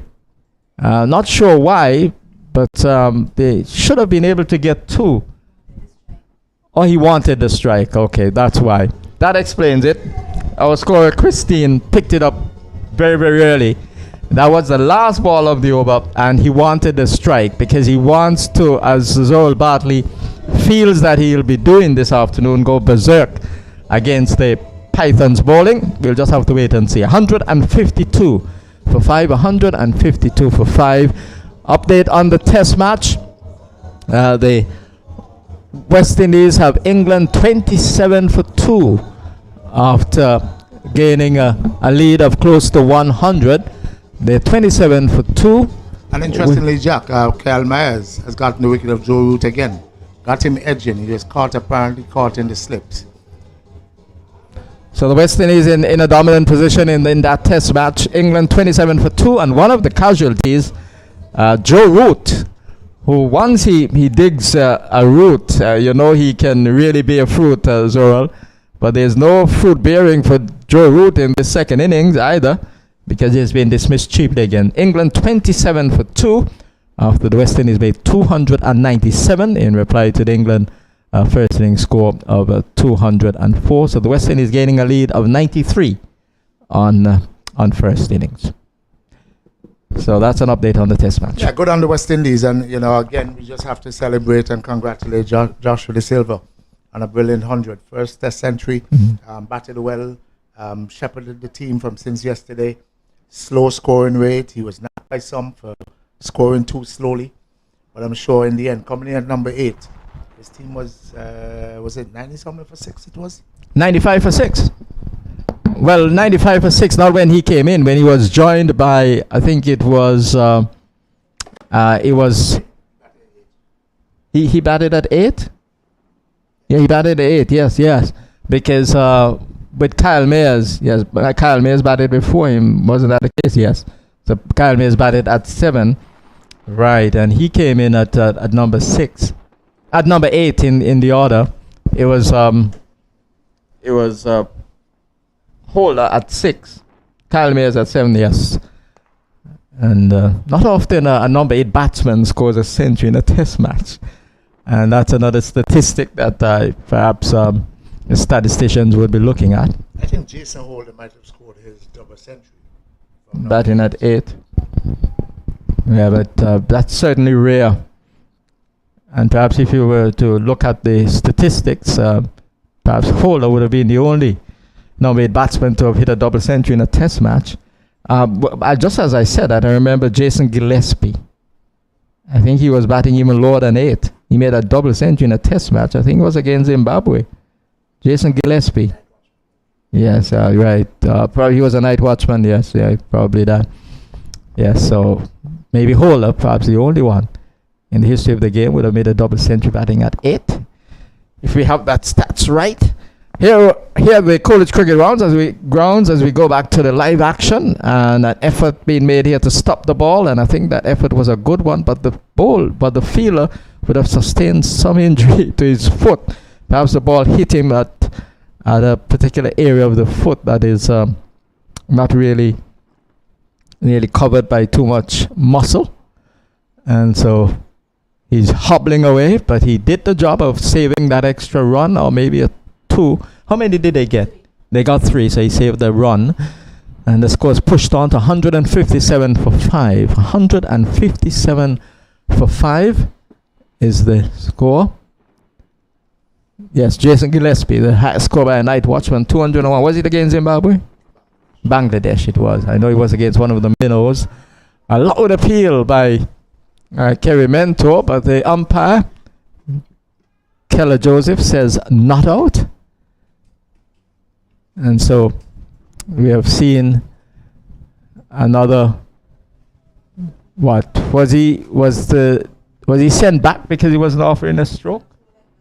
Oh, they got 4 leg byes. The ball actually went into the boundary. I just took my eyes off the ball momentarily, and I missed that going into the boundary. So they had 4 leg byes, and the signal would have come from Keller Joseph, female umpire in this playoff game. Outside the off, some a good delivery from Kerry Mentor. That one just angled away from the right-handed Jubri. Beat the bat and taken by Dover. So we have had now some 5 overs completed. There are 5 to come. 161 for 5. So maybe the 200 is not far-fetched. With 5 overs to come, and someone in with the ability of Justin Athanaze at the crease, and Jubri has been giving good support as well. Maybe the 39 runs they can get from 5 overs is not far-fetched. We'll just have to wait and see. It's a happy hour, and a lot of things can happen. Things can go wrong for the fielding team. They can panic. It can be a big over. Justin Athanaze is one who's known to hit it a long way. If he gets going, it could be mayhem. Only 5 overs to go. But I'm sure, as I said, Jack, he's probably looking for 12 and over from here on in, looking for a 220 for his team. We'll wait and see if that unfolds. 161 for 5. So it's set here for quite an exciting climax to the Empire Nation innings. It has been a wonderful comeback led by Justin Athanaze, who has 49. So he's 1 away from a 50. He has managed to hold the middle order together here after they were 90, the lower order, if you will, because once the top 5 would go, most of the middle order would have gone as well. So 97 for 5 when these two came together, and they've added some 64 priceless runs. Justin Athanaze, 49 of the runs have come from his bat. Here is a ball which is taking him on the pad. Not out, says the umpire, as Marcelin continues shouting that appeal to umpire James Trotman. Would have been, I think, missing leg stump. I think that's the judgment of the umpire, because he has managed to get the ball to angle into the right-hander. And Justin Athanaze, who doesn't really do a lot of shuffling across his stumps, seems to be batting on maybe a leg stump guard. Even if he's on a middle stump guard, he normally pads outside the line of the leg stump. Here's he clipping the ball away for 4. Wonderful stroke by Justin Athanaze. The timing was superb. Ball again angled into him from the fast medium bowler Malik Marcelin, and he played it with the tide, and he timed it beautifully. There's a field at fine leg on the boundary, and he's reached his 50. Justin Athanaze has reached his 50. We'll get the stats 57 balls for his 50. 90, 96 minutes, 3 fours, 3 fours and 2 sixes. So good batting from Justin Athanaze. 57 balls, 96 minutes, 3 fours and 2 sixes. So going at a good clip. Here's he driving at a ball which is wide-ish outside the line of the off stump. Got the bottom part of the bat, got it up to mid-off, got it up to long-off for single. So he goes on with that single onto 54. 54 he is, and the score 166 for 5. So he's off strike momentarily. I think he will beckon to his partner to get him back on strike. As Jubi now faces the bowling of Marcelin, what will he do? He will look to get off strike, and he does. Just pushes the ball up to mid-on. That area is vacant, at least the short mid-on position. And Larry Joseph has to come away from straight mid-wicket. And the single is there for the taking. 167 for 5. Justin Anthony is back on strike. So we have had 35 overs completed. There are 4 overs to come after this one. 4 overs to come. Marcelin is on his way. And this is wide. Will be called wide by the umpire. And it is. No problem whatsoever for James Trotman to rule that a wide. Clearly he's looking to force Justin Athanaze into going after a wide delivery, maybe giving a catch to one of those fielders in the general vicinity of backward point and the orthodox point position. And here's Athanaze hitting this one in the air, but it has gone a long way, and it has gone 1 bounce, 2 bounces over the rope, 4 runs to Athanaze. It was a loose ball from Malik Marcelin, full toss to Athanaze, and by nature, Athanaze will not miss out on those. Instinctively an attacking batsman, and with the requirement here to push the score on, he obligingly flicks the ball away over the mid-wicket area and down to the boundary for 4. So he goes on to 58 with that boundary. Marcelin's in to bowl to him, and he's driving, hitting one over the top. Challenging run here for the field at long off. He does well.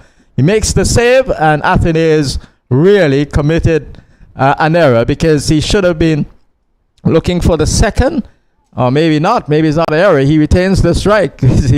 he could have had a second. I don't think he would have gone for it.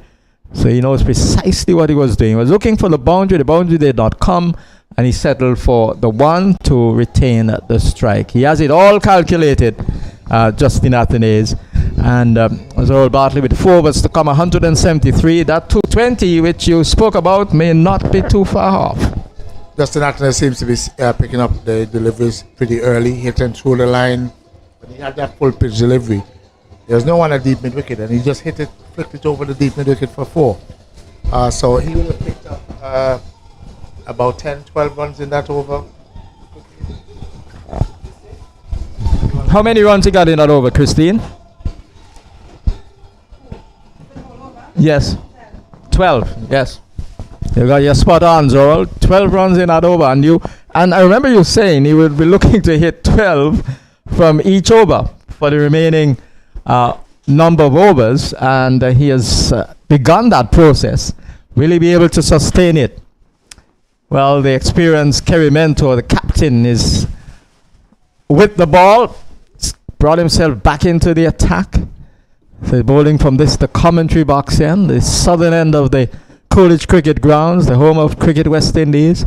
The score 173 for 5. It's a really good fight back here, led by Justin Athanaze, using his experience to pull Empire Nation out of trouble.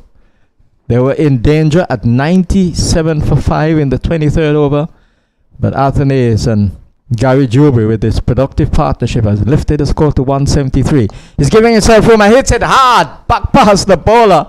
And he goes down to the long off position, where it's fielded there by the number 15. That's Larry Joseph. And so that was fiercely hit by Athanaze, but he's off strike. I think he was looking to hit that one a lot straighter, but Larry Joseph is rather straight at long off as well. The ball traveled very, very quickly to him. Flashed past the bowler in Kerry Mentor. Athanaze goes further on. He's on what? 50. Here is, we'll get his, he's on to 60. And here is a ball well up to him, and umpire says out. So Gary Jubry has been adjudged LBW. A ball of full length, Yorker length. He went for the drive, missed it. And umpire Keller Joseph said out.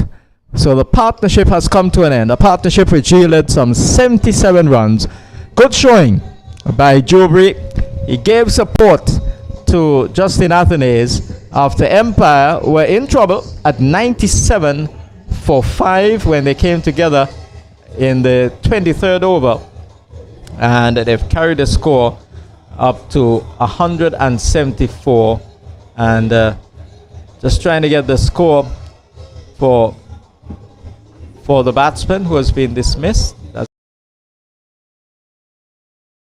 So Gary Jubry dismissed for 20. LBW to Mentor with a score on 174. 174 for 6.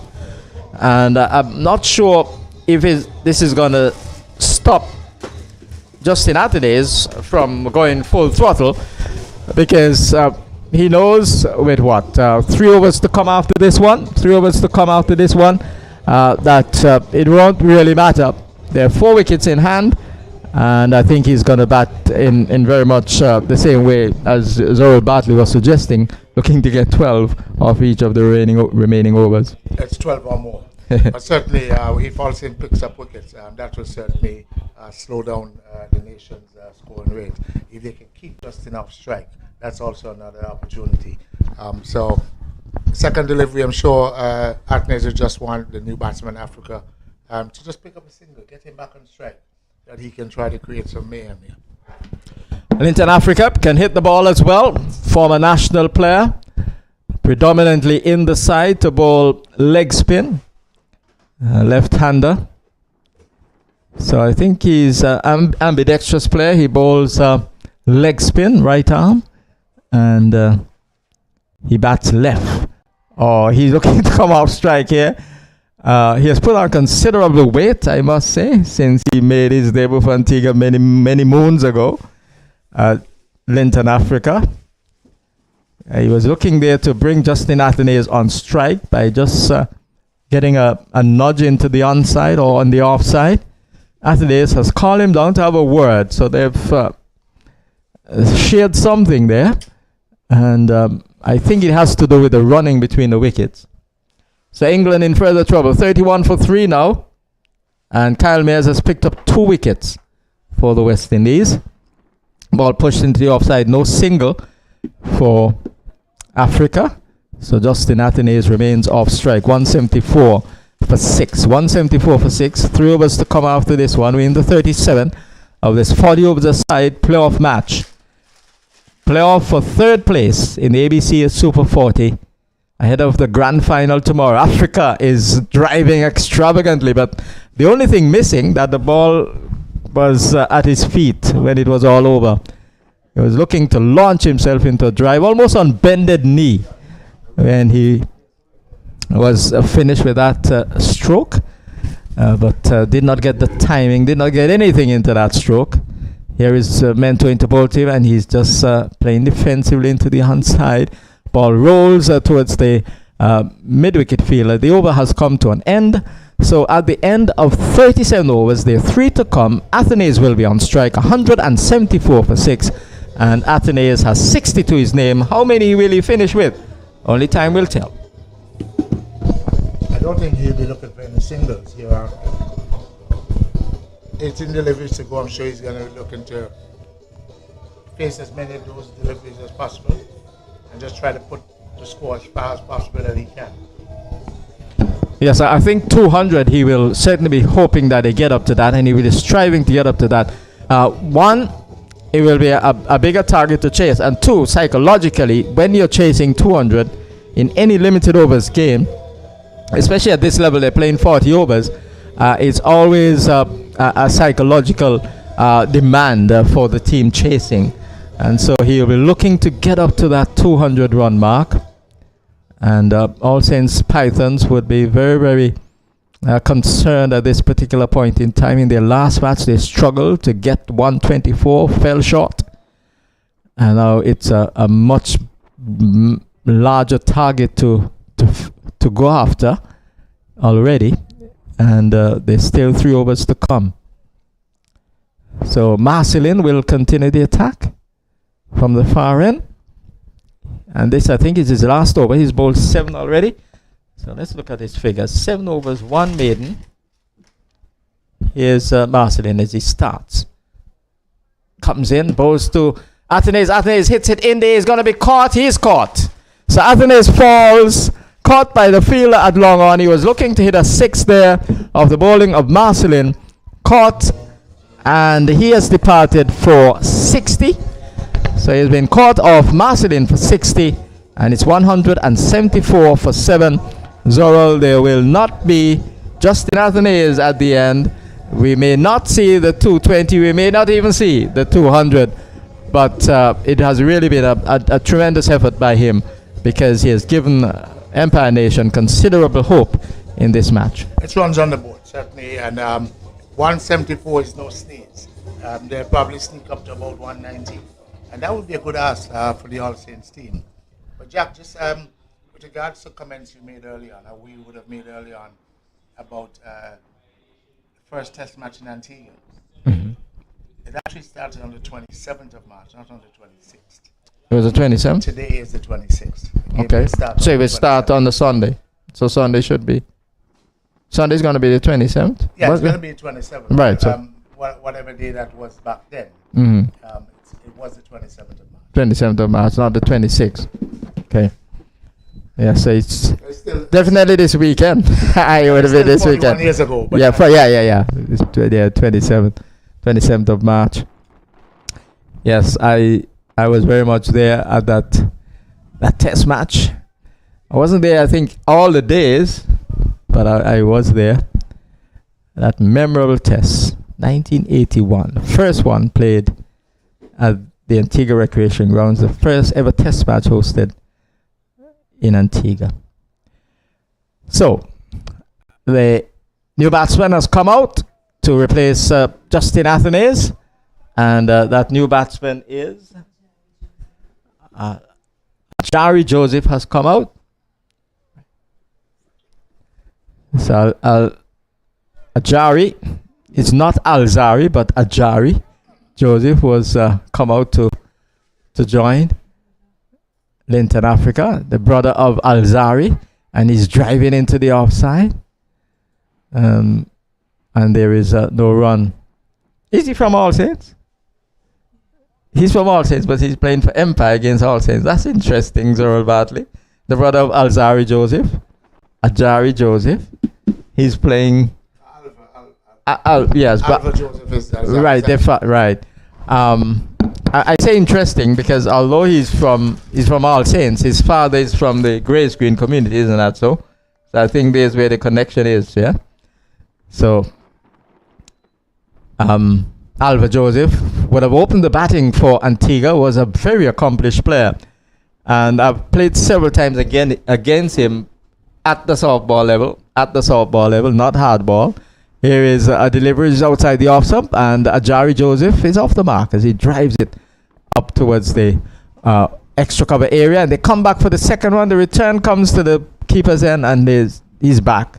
Ajari Joseph is back, so he's on 2, and the score now 176 for 7. And clearly, Alzari Joseph, who played so well yesterday before he had that rush, that moment of indiscretion when he really gave his wicket away in that test match. Here is Marcelin outside the off stump. Ajari Joseph doesn't offer, and is taken by the wicket keeper. He really has that in his blood. The fact that his father was a good player, and you could see the style of his father in the execution of some of his strokes, Alzari Joseph, and really he played well for the West Indies, and helping them to that score of 297 for 93-run lead. And England struggling in their second innings as well, losing 3 wickets, 33 for 3 now, is the England score. So the West Indies very much on top at the National Stadium in Grenada. Certainly, I'm sure the West Indies will be looking to restrict England as much as possible, pick up as many wickets as possible before they get to the deficit of 93. And certainly look to drive home the advantage, not allow a repeat of the first innings where the tail enders were the ones who really saw England over the 100 mark and even into the 200 mark. Yes, they'll be hoping England for the batters, those who have been selected to bat, will come to the party and make something of this test match. A test match which is scheduled to end on Monday in Grenada on a sunlit afternoon. Kerry Mentor is bowling what is the penultimate over, and it's turned away down towards the forward square leg position for single by Linton Africa. And Ajari Joseph comes in to strike with a score now 176 for 7. 176 for 7. We're talking about 200 and beyond. They're going to be really tested to get up to the 200 run mark, because these two batters haven't really suggested that they have the ability, or maybe not even the inclination, to try and go hard in the remaining deliveries.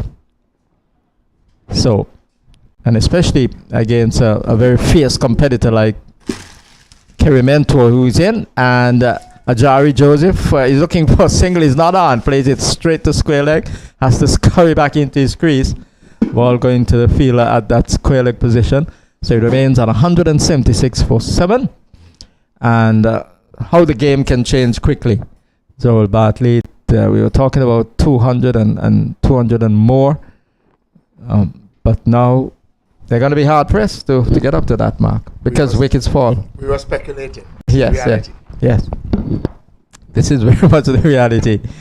Kerry Mentor, he would still be concerned though, because there was a batting collapse in that semi-final game outside the off-stump. It pitches a second time before he gets to wicketkeeper Dover. Maybe he took the pace off of that one. Kerry Mentor, but Ajari Joseph didn't really go after it. 176 for 7. This is the penultimate over, so 1 to come to complete the innings. Here's ball driven into the offside and through the fielder at that extra cover position, and they managed to get a run. They can ill afford to give away runs at this stage. All Saints Pythons. So it's now 176 is the score? 178? 178. So the scorers of the scoreboard, the manual scoreboard, perhaps a little bit tired. They were very, very fast early on in innings. But as the day has worn on, they perhaps just getting a little bit tired. 176 they are showing, but it's in fact 179. And they're gonna make, no, they're really behind. They lost track of 2 runs there. So it's 179, and I think they will make that adjustment in due time. So it's 179 for 7. How many balls left in this over? 1. So 1 ball to come. So they essentially, barring wides, 7 balls left. Here is the last ball of over number 39, driven down to Marcelin at long on, and the batsmen go for comfortable single. So Ajari Joseph will face the first ball of the last over of the innings with a score now 180 for 7. 180 for 7, with the main scorer being Justin Athanaze. He made 60. 36 came from the bat of the captain Kenrick Scott. 20 from Gary Jubry, who was involved in that 77-run 6th wicket partnership with Justin Athanaze. And early on, the opener Damien Lowenfield got to 26. Those are the main contributors so far to this total of 180 for 7. 1 over to come. 1 over to come, 180 for 7. At this stage of the game, Empire Nations are going to take anything that they get.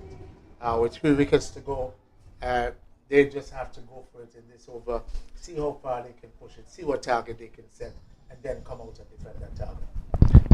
So Ajari Joseph will face the bowling, and operating from the far end is just trying to get the name of the bowler. Who's operating from the far end, Christine? Jalen Francis, and he has hit it for a boundary. Ajari Joseph has hit it for a boundary, 4 runs down towards the long off position. The fielder at long off had to travel away to his left. Tried desperately to keep it from going over the rope, could not. Made a tumble, and the ball went for 4 nonetheless. So a boundary has come off the first ball of the last over, with Ajari Joseph going on to 8 with that boundary. Africa and 2 score 184 for 7. Here is Francis in once more, and he'll get a run as he pushes the ball down towards the long off position, and Africa will now be the man on strike. The left-hander comes into strike to face the bowling of Jalen Francis. 185 is the score. Am I right in saying 185? 185 for 7. Jalen Francis bowling the last over. Andrea Samuel is coming off the boundary at fine leg into the circle, the short fine leg position. And the captain in Kerimento comes out of the circle at third man, and he's going back towards the deep third man area. Here is Jalen Francis sprinting to bowl to Linton Africa, and Africa is giving himself room and trying to smash it over extra cover. Doesn't make contact, and the ball is taken by Dover. Really has put on a lot of weight. Linton Africa goes down, suggesting that maybe that ball hit some part of the pitch that wasn't fair, and that's why he missed it. Back in its crease now, and here is a ball which he hits in the air, but away from any fielder.